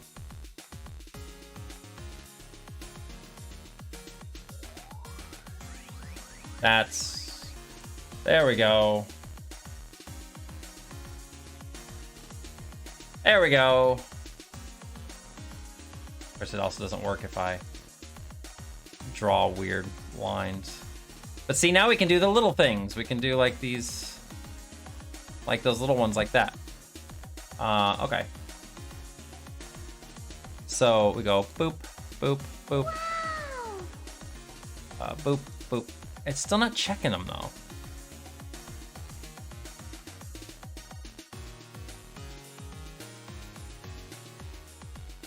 It's not rechecking pieces. Yeah, it shouldn't be doing that whole spinning thing. It should still check stuff. I'm afraid... I'm reluctant about...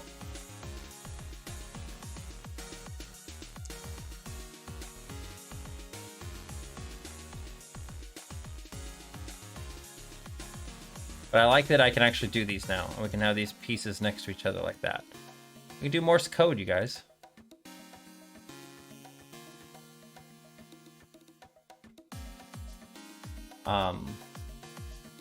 It's sort of working, yeah. It's not 100% yet, but it's getting there. I think once I have more node pieces in place, I think that's gonna make this a lot better.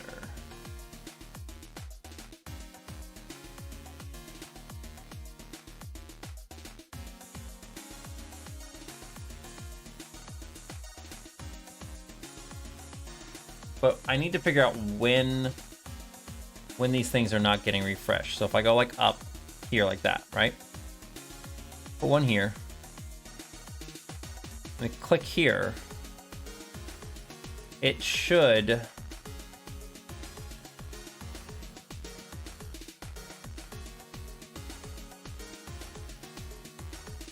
Morse node. No, Molt.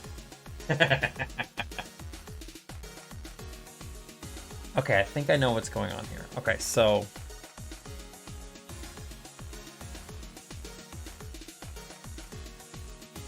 when I place this piece here, I place this piece here.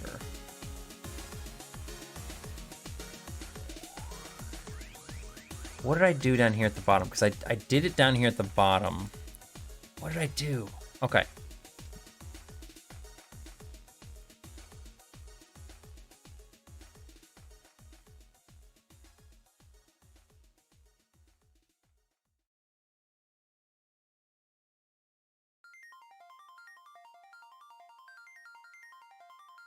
So what I did here... Is this Splatoon music?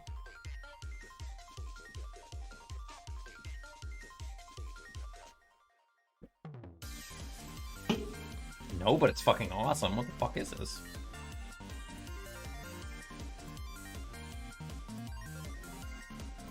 Oh, I can't read that because it's Japanese!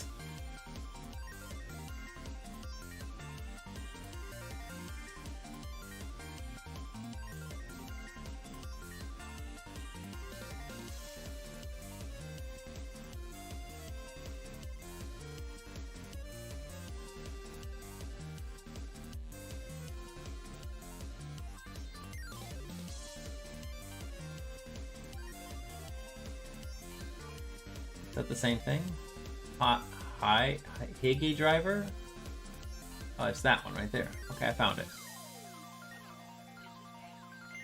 I think I found it. Yeah, I found it.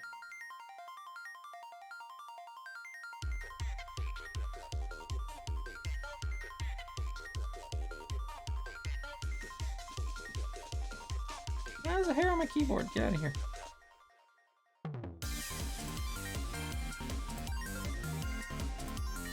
Come on.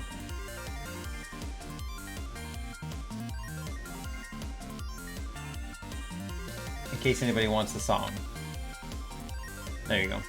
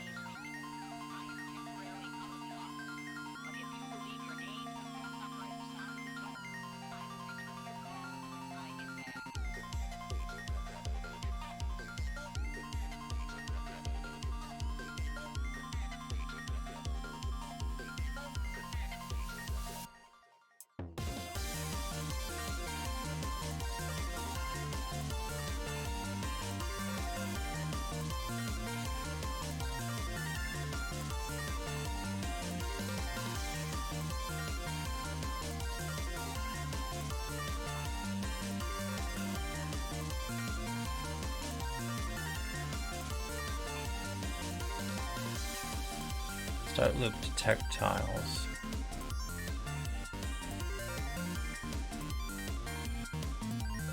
Oh, that is nice. Start check location once.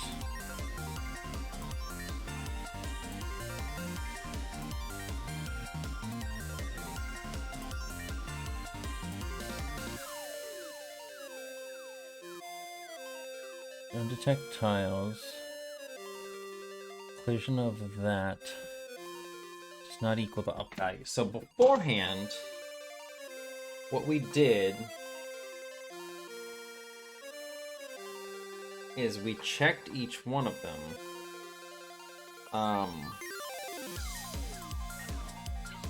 And we reset the nodes every time. Should I just reset the nodes? Should we just try that? Would that work? I don't really want to do that, but maybe that's the way we do it.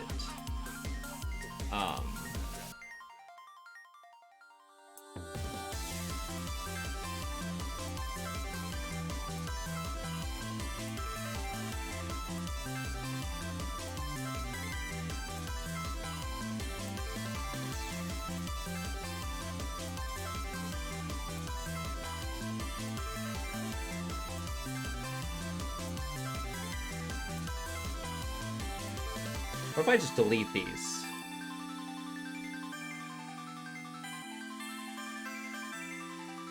Or if I just delete those?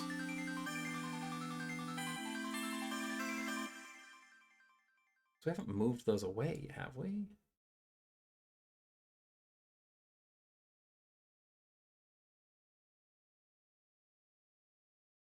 When do we move those away? I don't know if that's gonna work.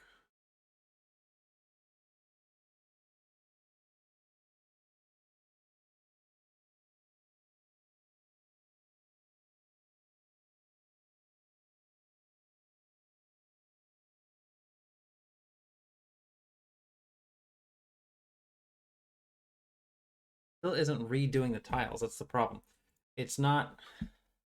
It should be like a. Well, hang on. Let me see.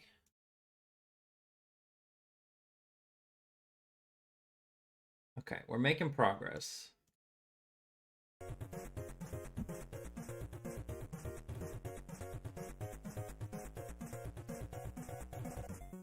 See, right there, it should. It stops there, but it should redo that. When you put one of these down and it collides with another one of these things,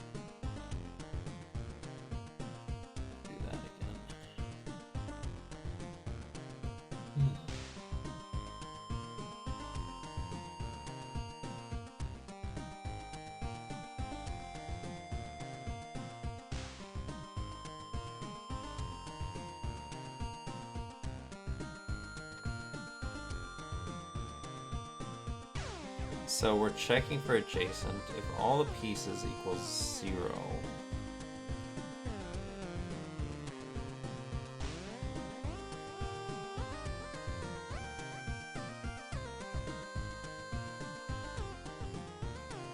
Why don't we just do this? Where we do add a new condition, multiple value.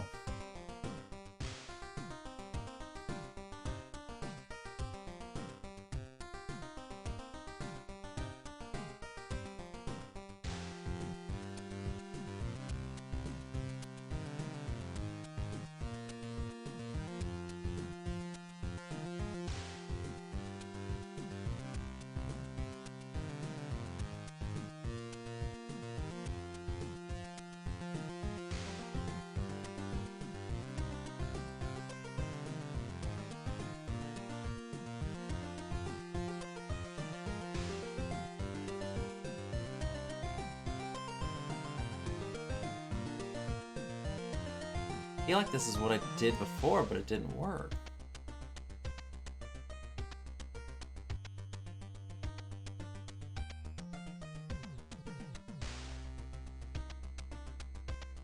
Still, it doesn't work. Like, it doesn't recheck this stuff in the middle. It's fine if you're just doing it like that. Like, it's... But see, you get that one piece that's gonna have all this other stuff around it. That surprisingly worked. I'm actually surprised that worked. The little ones work, but only if you go fast enough. If you can finish it before the animation finishes, it will do it. See, if you can do it before the animation finishes, you're fine. But if you don't finish it before the animation finishes, you're fucked. They get locked.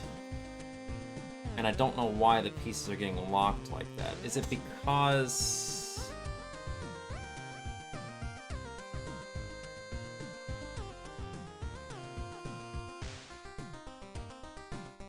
I think what's happening, honestly, this honestly should be fine. I think what's happening is that I don't have conditions for these situations. You'll notice that in every situation here where it's happening, it's always on a piece that I do not have a condition for. I don't think it's a Clickteam thing. I think it's because I don't have a condition for it and the game doesn't know what to do. So let's work more on these corner intersections and see if we can figure this out, because I think that's the problem. I think it is doing what it's supposed to be doing. It just can't figure stuff out because there's too much stuff going on. So let's try this here. Let's finish these things here. So these are the bottom corners. Let's grab these. Paste these over here. This should be up value equals 1. And we're gonna just start with the right. And this should be up right value equals 1. This will be left value equals 0. Right value equals 1.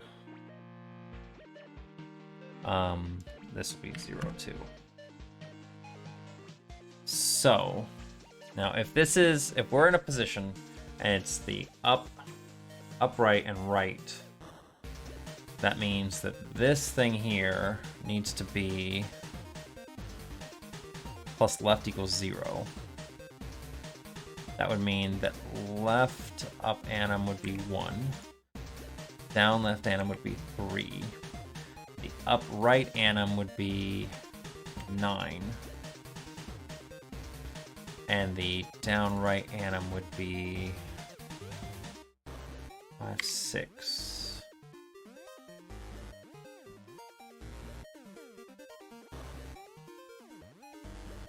We're gonna do the same thing here, except for make the left value equals that, in which case we're going to make up left be 5 and down left be 6. Okay. We're let's do the same thing again, but with the left side now. So we're going to change this to be up. Left value equals 1.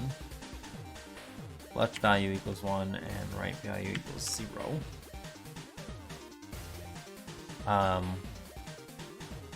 So this is going to be that way there.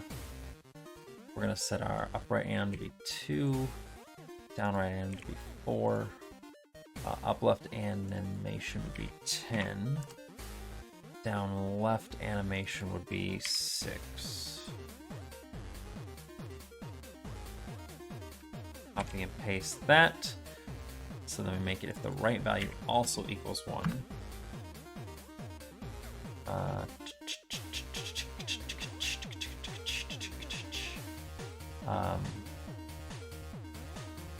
We're going to set the upright anim to be 5, downright to be 6.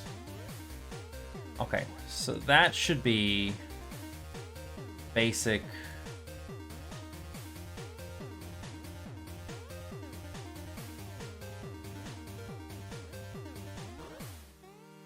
Still isn't doing it, but that's fine because this middle area here, this node here is touching left, right. There's no node here.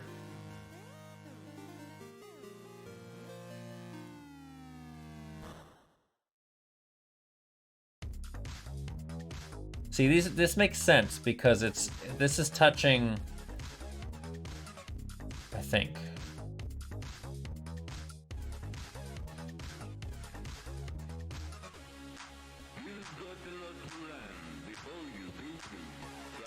It still isn't doing what I want it to do. That should work. That right there should work. Why is that not working? See, it's going crazy right there, and that should work. That node right here is touching left and left up, and nothing else. So that should work. See, like that one works.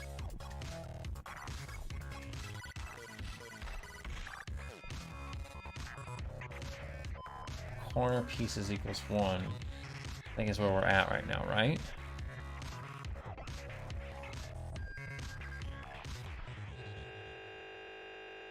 Yeah.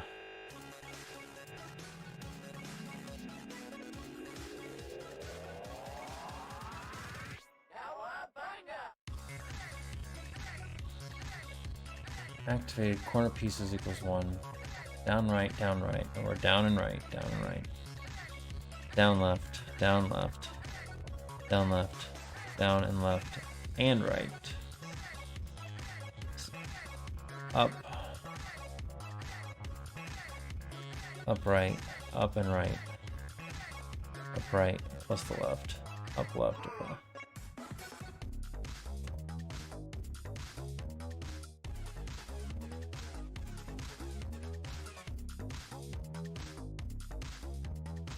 Like, I can understand a situation like... Damn it. This node being confused because it's touching both the down. I actually need to turn the nodes on, I think, so I can see. I need to see them.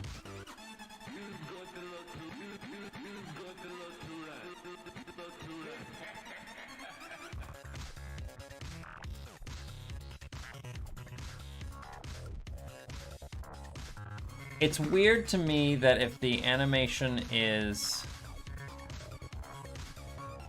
going crazy like that, it won't finish. Like, once the animation finishes, it's stuck.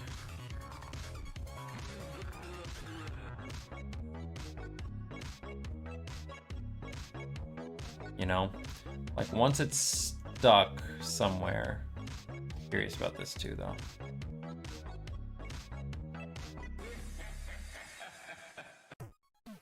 Yeah, it won't let you post, it won't let you put these things on top of.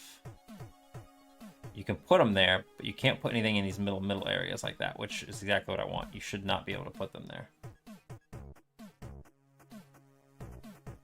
No, it's not really working with the node being visible. That shouldn't affect it at all.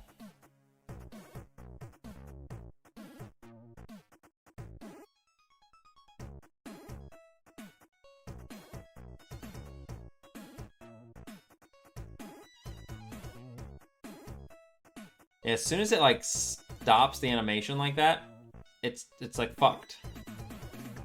You can't do anything with it. Like it's fine all the way up until the point where it starts doing that, and then it just like right now it's going crazy. If you do that, if you make like a little loop thing and put like things in between,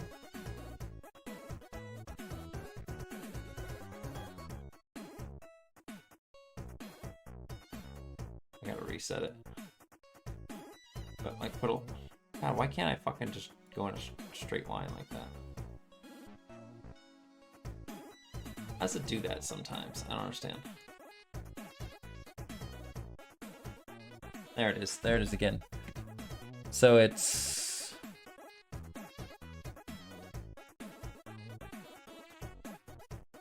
Yeah, it's right there in between. You can see it just going nutso.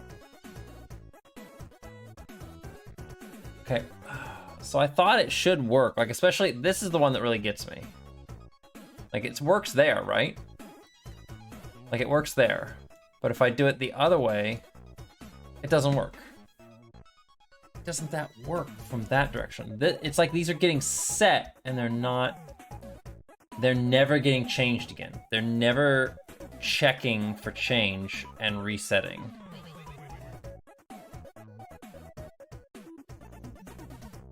Which is what it should be doing. It should be able to rewrite the settings on these things. And I think that's my big problem right now, is it's not rewriting anything.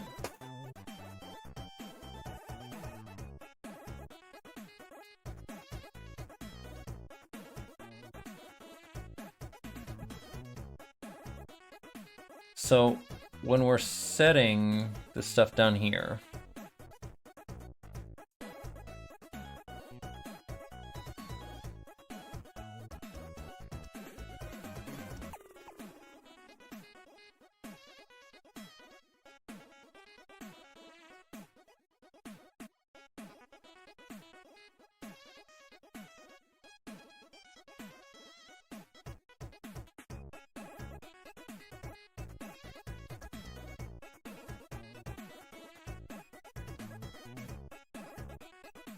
thank you for the hydrate, bitch.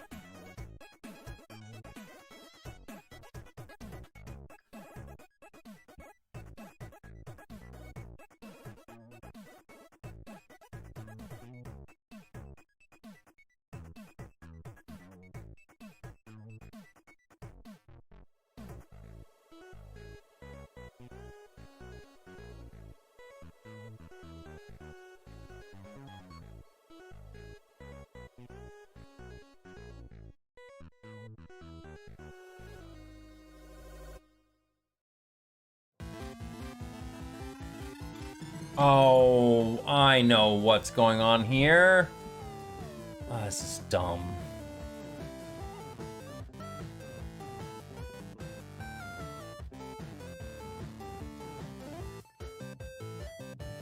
I know what's causing this to not work.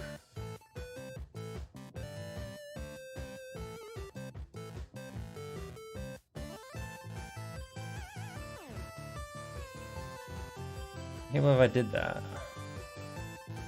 These should be overlapping, not collisions. This doesn't check for collisions on these things, which is the problem. It all needs to be overlapping. And I'm pretty certain I did, yeah, overlapping up here. Overlapping, overlapping, okay. Let's see the, oh my gosh. It's a bunny raid. Ambivalent Bunny, thank you so much for the raid. Oh my gosh. Holy crap, thank you. What were you doing? Make sure I spell your name correctly. Software and game development. Yeah. We love it. We love it. It's a bunny raid. That's so fantastic. What were you doing?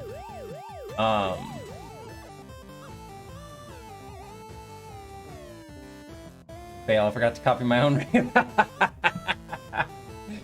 I have done that before myself as well. Creating your own mood tracker. Ooh, that's fantastic. What do you use to do your game dev in? I'm using Clickteam Fusion. I know it's not always like the prime of game dev, but it works for me and I like it a lot. But a lot of people use Unity or Game Maker Studio. I'm curious what you were using.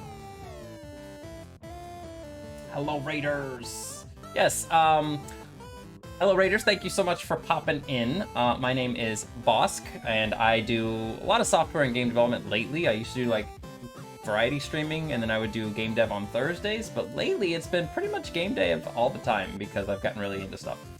And Bilbin Bunny, I'm gonna go to your page, and I'm gonna give you a follow, because I would love to check out your stream next time I see you on. I think that'd be cool. New programmer was just using Python. Ooh, that is actual code. That is actual code. Yeah, Baba is you. Baba is you uses Clickteam Fusion. Did a fantastic job with it too. Actual. Okay, let's see if this is working now. What I'm working on currently is trying to make a Pac-Man maze builder, so you can actually like lay down tiles and stuff like that. And it still is not working how I want it to work. It's being very weird and finicky right now. It's like it's not registering things as it should, and it's very frustrating because I'm not entirely certain why it's not working. But essentially, I'm trying to make it so you can draw maze walls like this and stuff, you know. But right now, it's being very glitchy. It's driving me a little bit crazy, actually. Like it's not refreshing these things. It should be refreshing them and trying to connect pieces, and it's just not doing it. I had another system I was working on before. I'll load it up here real quick, where I wasn't using nodes. I was just basically trying to get it to like, and this one works like this. It works a little bit differently, but you can see here it does work, and it works nice and smooth.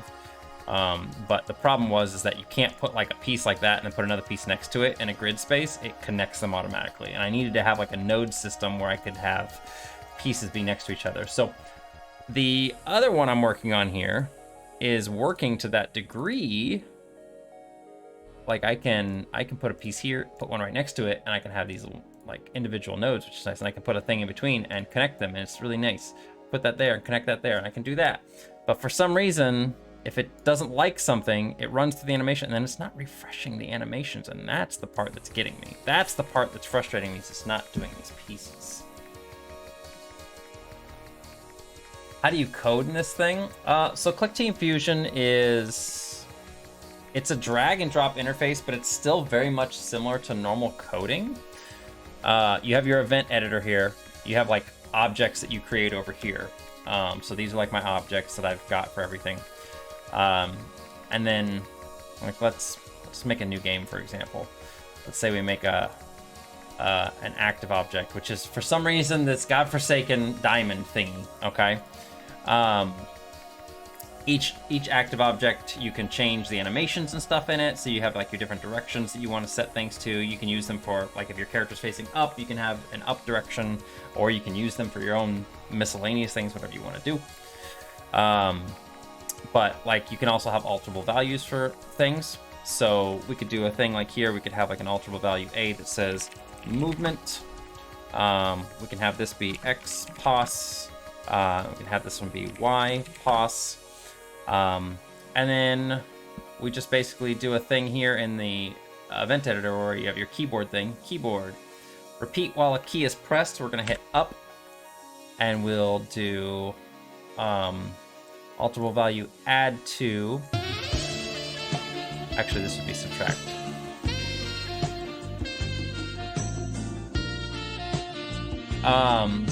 So we could go alterable value subtract from our YPOS, our movement value. Do the same thing here. Let's go down. This is just me making a simple thing just to kind of show you some stuff here. Also, Mr. Poolshot and any ASCII, thank you for the follows. I appreciate that. Thank you for the hydrate. So alter value add to our YPOS, our movement value. Let's go out here and actually change our movement value as a default to, actually no, we'll leave it at 0 right now. I'm going to do a couple things here. We're going to make a new condition that's going to be a start of frame. We'll move that to the very top. And again, with Clickteam Fusion, the coding all works in order. Everything that's in the event list is run once per frame, which is 60 frames per second. But the start of frame thing only happens at the very, very beginning. So we're going to position, we're going to set this alter value, set our XPOS to position, the current X coordinate. We're going to set the YPOS to its current Y coordinate. So we're setting its X and Y at the beginning. We're going to set its movement value. Let's set it to, I don't know what, 2.3? Something weird like that. And then we basically need to just do the rest of these. Keyboard repeat while a key is pressed. Let's do right. We will add to the XPOS our movement value. And then do the same thing here. We'll do the left key. We're going to alter value subtract from our XPOS, the movement value that we established at the beginning. And then finally, we're going to do an always event that's going to say position set, actually, nope, wrong thing. Position set its X coordinate to our XPOS and set position set the Y coordinate of our object to our YPOS. So essentially what's happening here, we start at the frame, we set the X and Y positions, or X and Y values to its current X and Y positions. We set our movement value to 2.3. Anytime the player is pushing up, down, left, or right, we're going to add or subtract from our XPOS value. And then every frame, we're going to reposition the object at the current XPOS value. And then, yeah, it's not a lot of like typing. It's more, so you're not like typing a lot of code. Everything's like a drag and drop interface, you know? So that's essentially now that's working, doing that right there. But it's also really nice and helpful because you can do a lot of shortcut kind of things, which I like a lot of. Like if I wanted to recreate this object here, if I go back over to my event or thing here, I can clone this thingy here, make another one. It's a separate object now. It's called active 2 versus active 1, but it still has the same values and everything. And I can literally just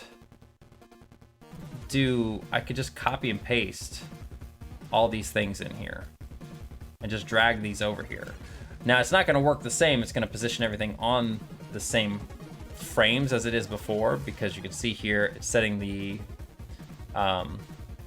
it's still setting the X and Y position to our original active object, not the secondary one. But what I can do, like these things are currently saying it's setting active 2's XPOS to active 1's X position. If I don't want it to do that, I can just click and grab this little picture thingy here, the little picture of the icon, drag it over to the other picture, and it replaced that.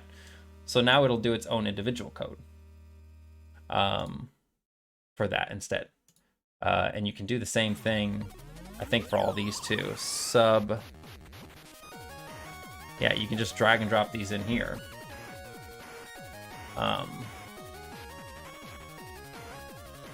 So you can literally just kind of, it's a drag and drop interface. So I've done coding and stuff before in the past.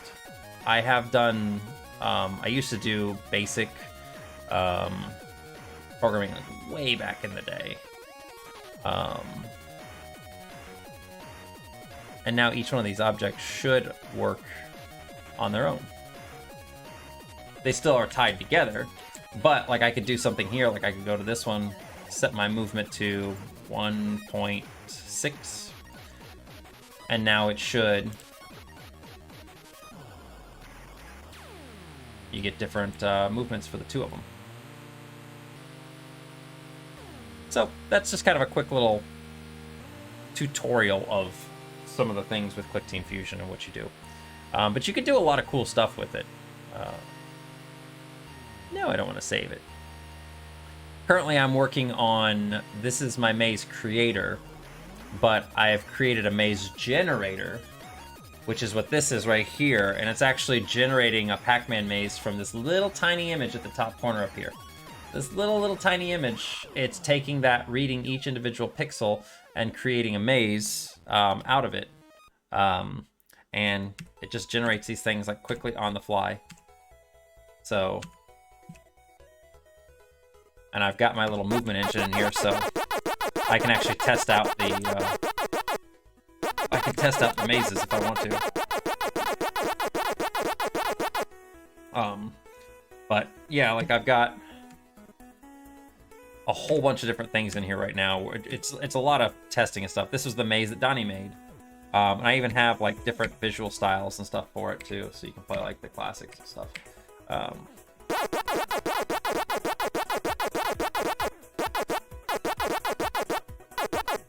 And I know why it's so useful having the assistance for such an interface, much friendlier than code alone.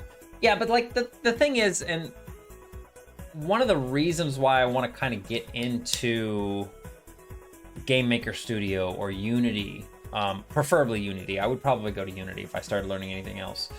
The main reason I want to get into those is because I just feel like you can do more with it. Like Clickteam Fusion is pretty powerful nowadays. And I've said this before, if we're talking about the old versions of Clickteam, like if we're going back to Click and Play, Games Factory, Multimedia Fusion, all of those had a lot of stability issues and a lot of bugs and stuff that I was not super fond of. But Clickteam Fusion has been incredibly stable.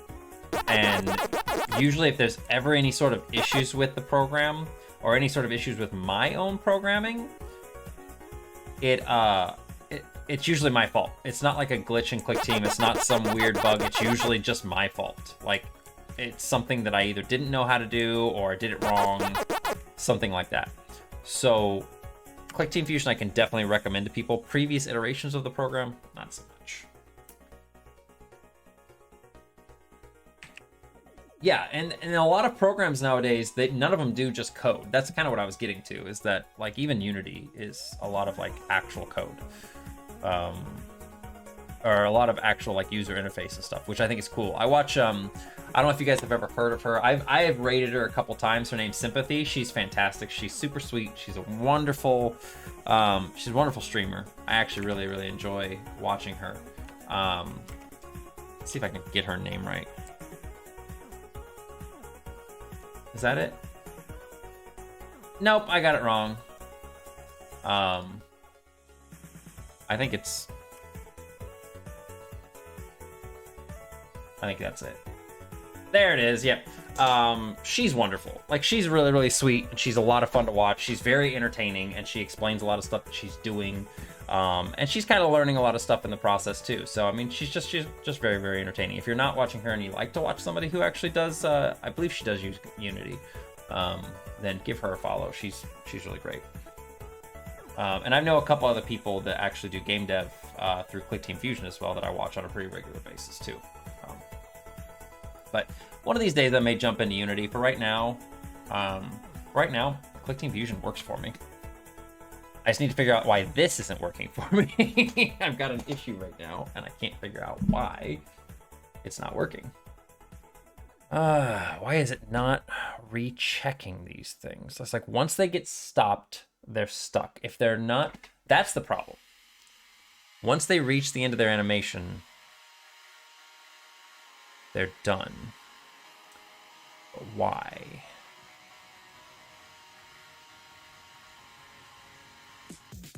Like, for example, if I do this,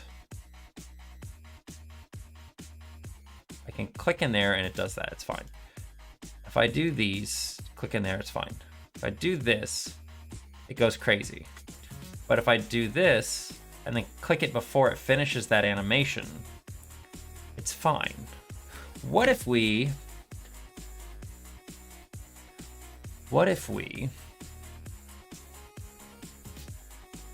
I don't think this is gonna do anything with it, but very possibly.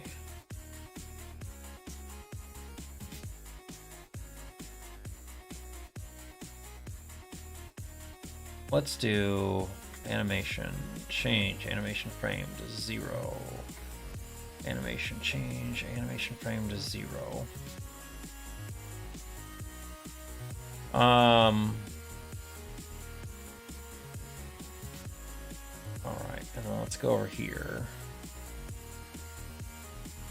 I'm basically gonna copy these. This is for the fill, and that's the maze.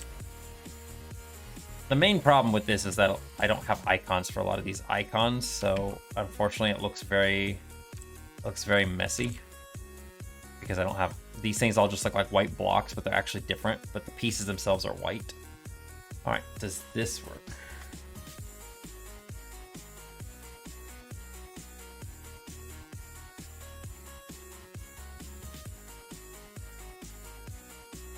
Hey!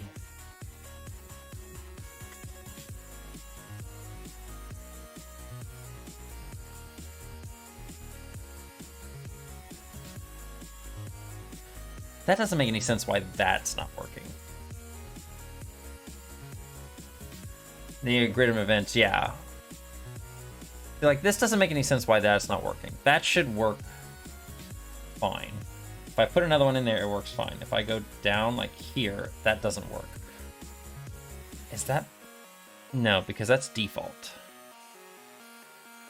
Pieces that are like that are default pieces. So why does that not work? This piece here is up, does not work. Down to, oh. All it would be on that would be, that's why that's not working. Oh my God, I'm an idiot. I'm an idiot. I am a big dumb idiot. Hang on, okay. This doesn't need this. This is just 0. What? These are pointless.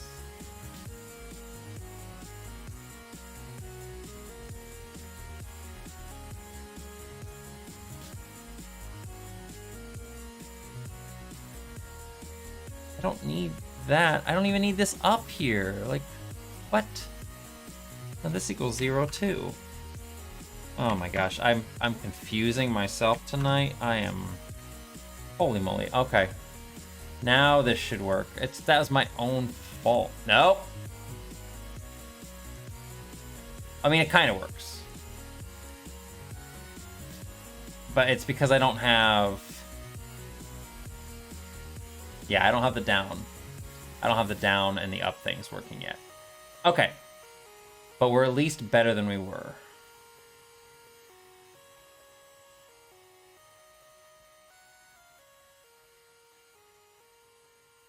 I placed a piece in the middle. It doesn't know what to do with that yet. Okay. So we're okay. So it is just because I don't have the things. Okay. Cool. Cool, cool. All right. This is fine. This is fine. We figured it out then. We figured it out. That's why it wasn't working, because we figured it out. Awesome. I love when we figure things out. So let's, if we're gonna do the down ones first. So this would be 0.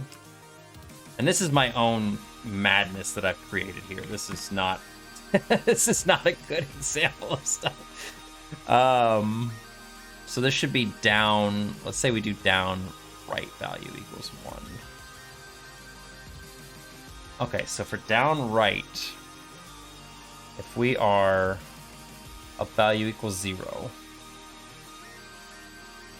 we're going to set the up left animate to 1, up right to 2, down right. Down left would be 7, and this would be 10. Yeah, this, I don't expect you guys, like, especially anybody who's like just joining in, I don't expect you to understand this stuff at all. This is literally just this weird, crazy crap that I started making. Did I even need that other stuff? Yes, I do. Because if that equals that, but then up value equals 1, then we just need to change this to 7, 8. Okay. Let's copy these, and we're going to do basically the same thing again, but with down left.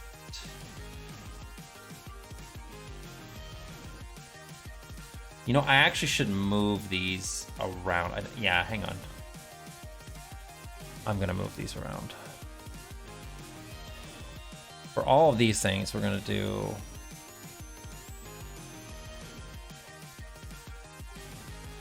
This is going to make this run better.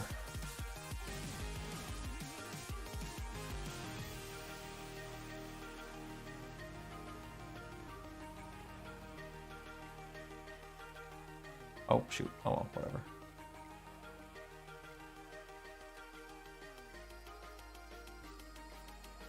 Up left.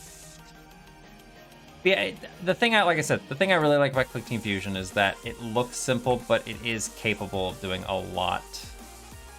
It really is capable of doing quite a bit.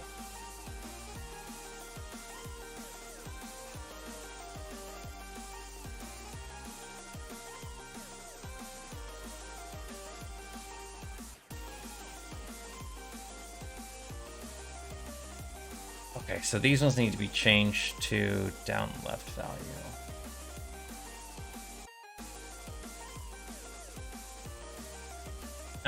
I got some sleep. I didn't get tons and tons of sleep, but I got some sleep. But I do need to get more sleep. Okay, so this one's going to be our up value.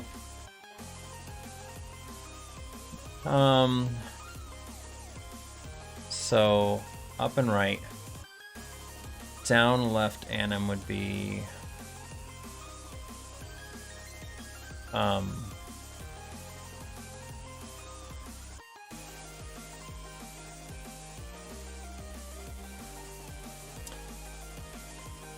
this down value equals 1, down left. Okay, yeah. Okay. So that's, I had to visualize a lot of this stuff in my head because I keep getting really confused. So that would be actually this, no. This would be set to 9. This would be 8.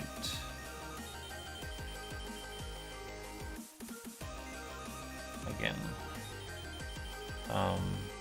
9 would go to 8. And then this would go, is that right? 7, 8. Yeah, that's right. So that should be good for those little weird things now.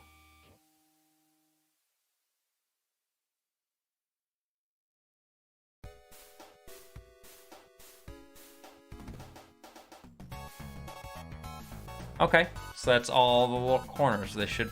Oh, fucking goddamn it. Why did it work one way but not the other way?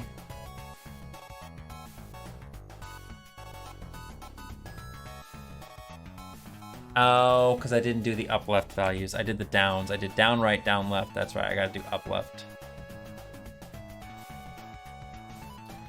Oh, you know what? I can combine these. What am I doing? Oh, what am I doing? Hang on, what am I doing? You know what? I think it's fine. I'm going to do them individually and then I can combine them later. Which actually is okay. That's fine. So we need to do... Let's copy this. We need to do... This is going to be upright value equals 1. 0.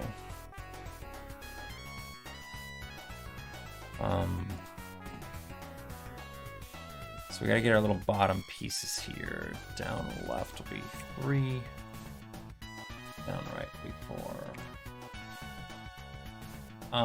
Up left, in this situation here would be up and right. This would be, I think that's actually right, 7. Yeah, 7. And this one would be 9, 10, 11, 12.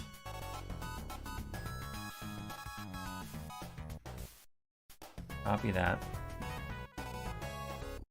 We are going to make the down value equals 1. And then this is basically just going to change these two. 7 and 8. Okay. Copy both of these, and that way all we have to do is just basically change. It should be up left anim. Okay. This will be 8, and this one would be 11.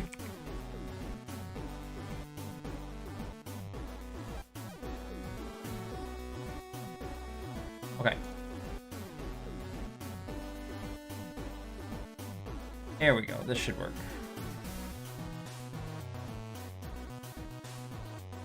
God.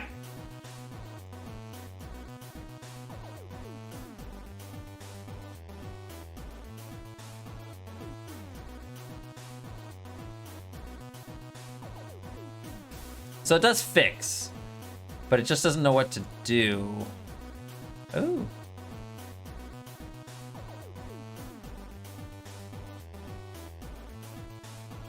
I didn't realize we could make little intersections like that now. But I guess it is a thing we can do because of the nodes. If I put something here, it's not gonna know what to do. It does not know what to do with that.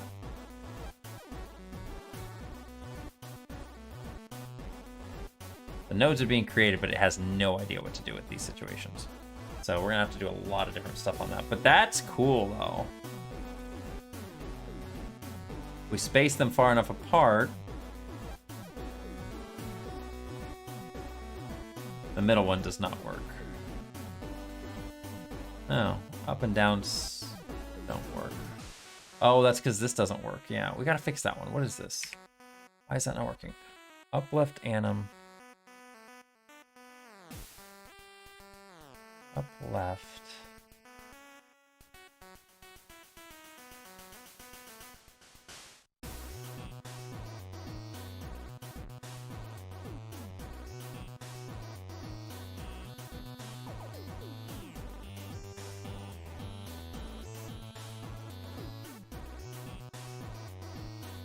Oh, I did the wrong one. It should be up left value. Duh. That's what you get for name and things too similarly. There it goes.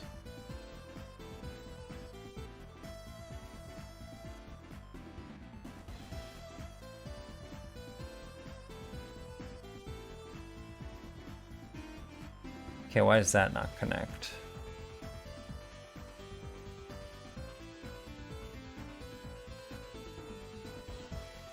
Okay, this node here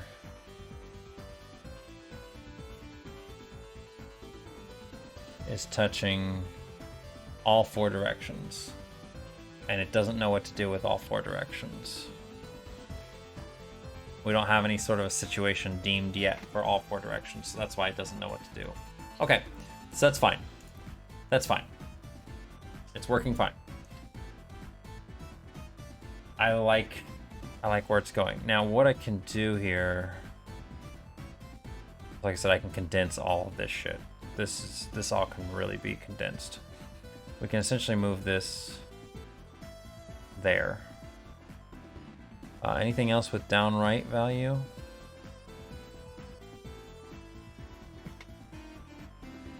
It's gonna move these up here.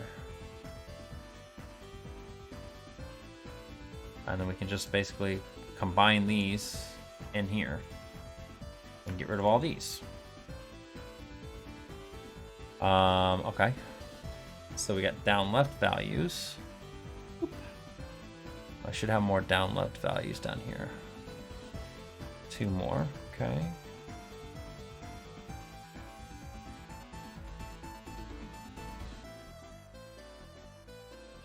Get rid of these things. Don't need those. We're just condensing some stuff up here, making it look a lot nicer.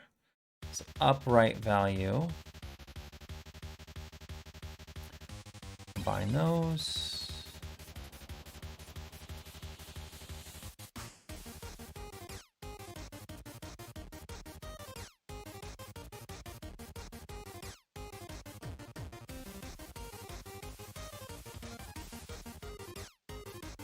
Okay, so that made that look a lot nicer in terms of coding.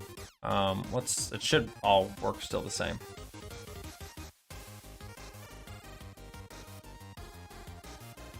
Yeah, it doesn't know what to do with these intersections when it has more than one thing on there.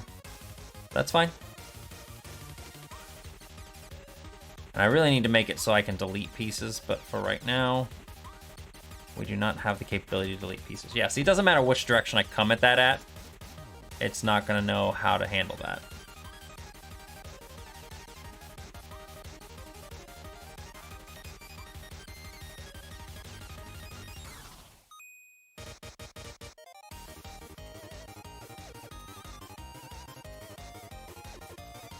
I mean, obviously it's not perfect, but it's definitely working a lot better than I think the previous system. Because like I said, again, I can do pieces next to each other. I can connect them if I want to. Add little connectors. Yay! We couldn't do that before. I can do like this. I can put little things. I can connect them on the top. I can make like a little thing like that. We can do... Yeah, just being able to do like this is nice. We couldn't really do that before. And then we can do like...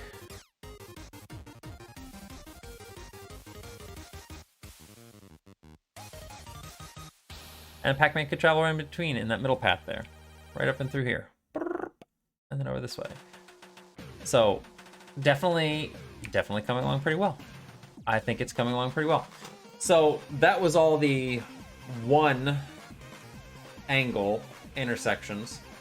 I'm gonna have to start programming the 2, 3s, and 4s afterwards. Or the corner intersections, excuse me. So that's the stuff we're gonna have to start working on next. But I'm probably gonna save that for later. I'll probably work on it on my own a little bit because it's just kind of tedious stuff at this point in time. It's not super exciting. So I'll probably do that stuff off stream. Like I said, when I come back on Thursday, I work Thursday morning, so I should be able to start streaming a little bit earlier in the afternoon. And when I start streaming on Thursday, I'm going to be working on MicroStream RPG game dev. Like I said, we're going to work on art. We're going to do...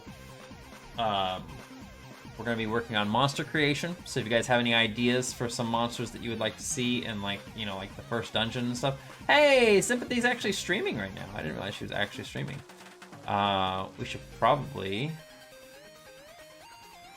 send you guys over to her since she is streaming. I hope she's not ending. Let's make sure she's not ending.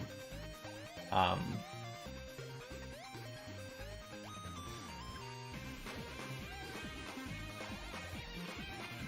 don't think she's ending. I hope she's not ending. But if she is, you know what? Them's the breaks. Yeah, now stream's ending.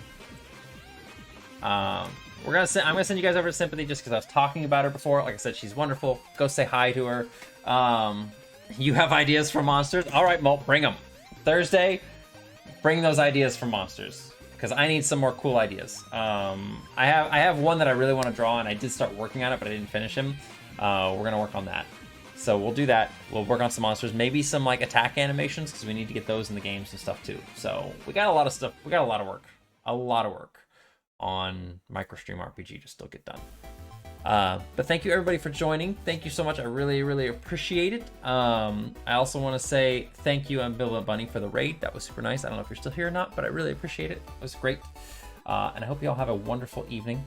And I will catch you on Thursday. So, all right. Thank you. Bye.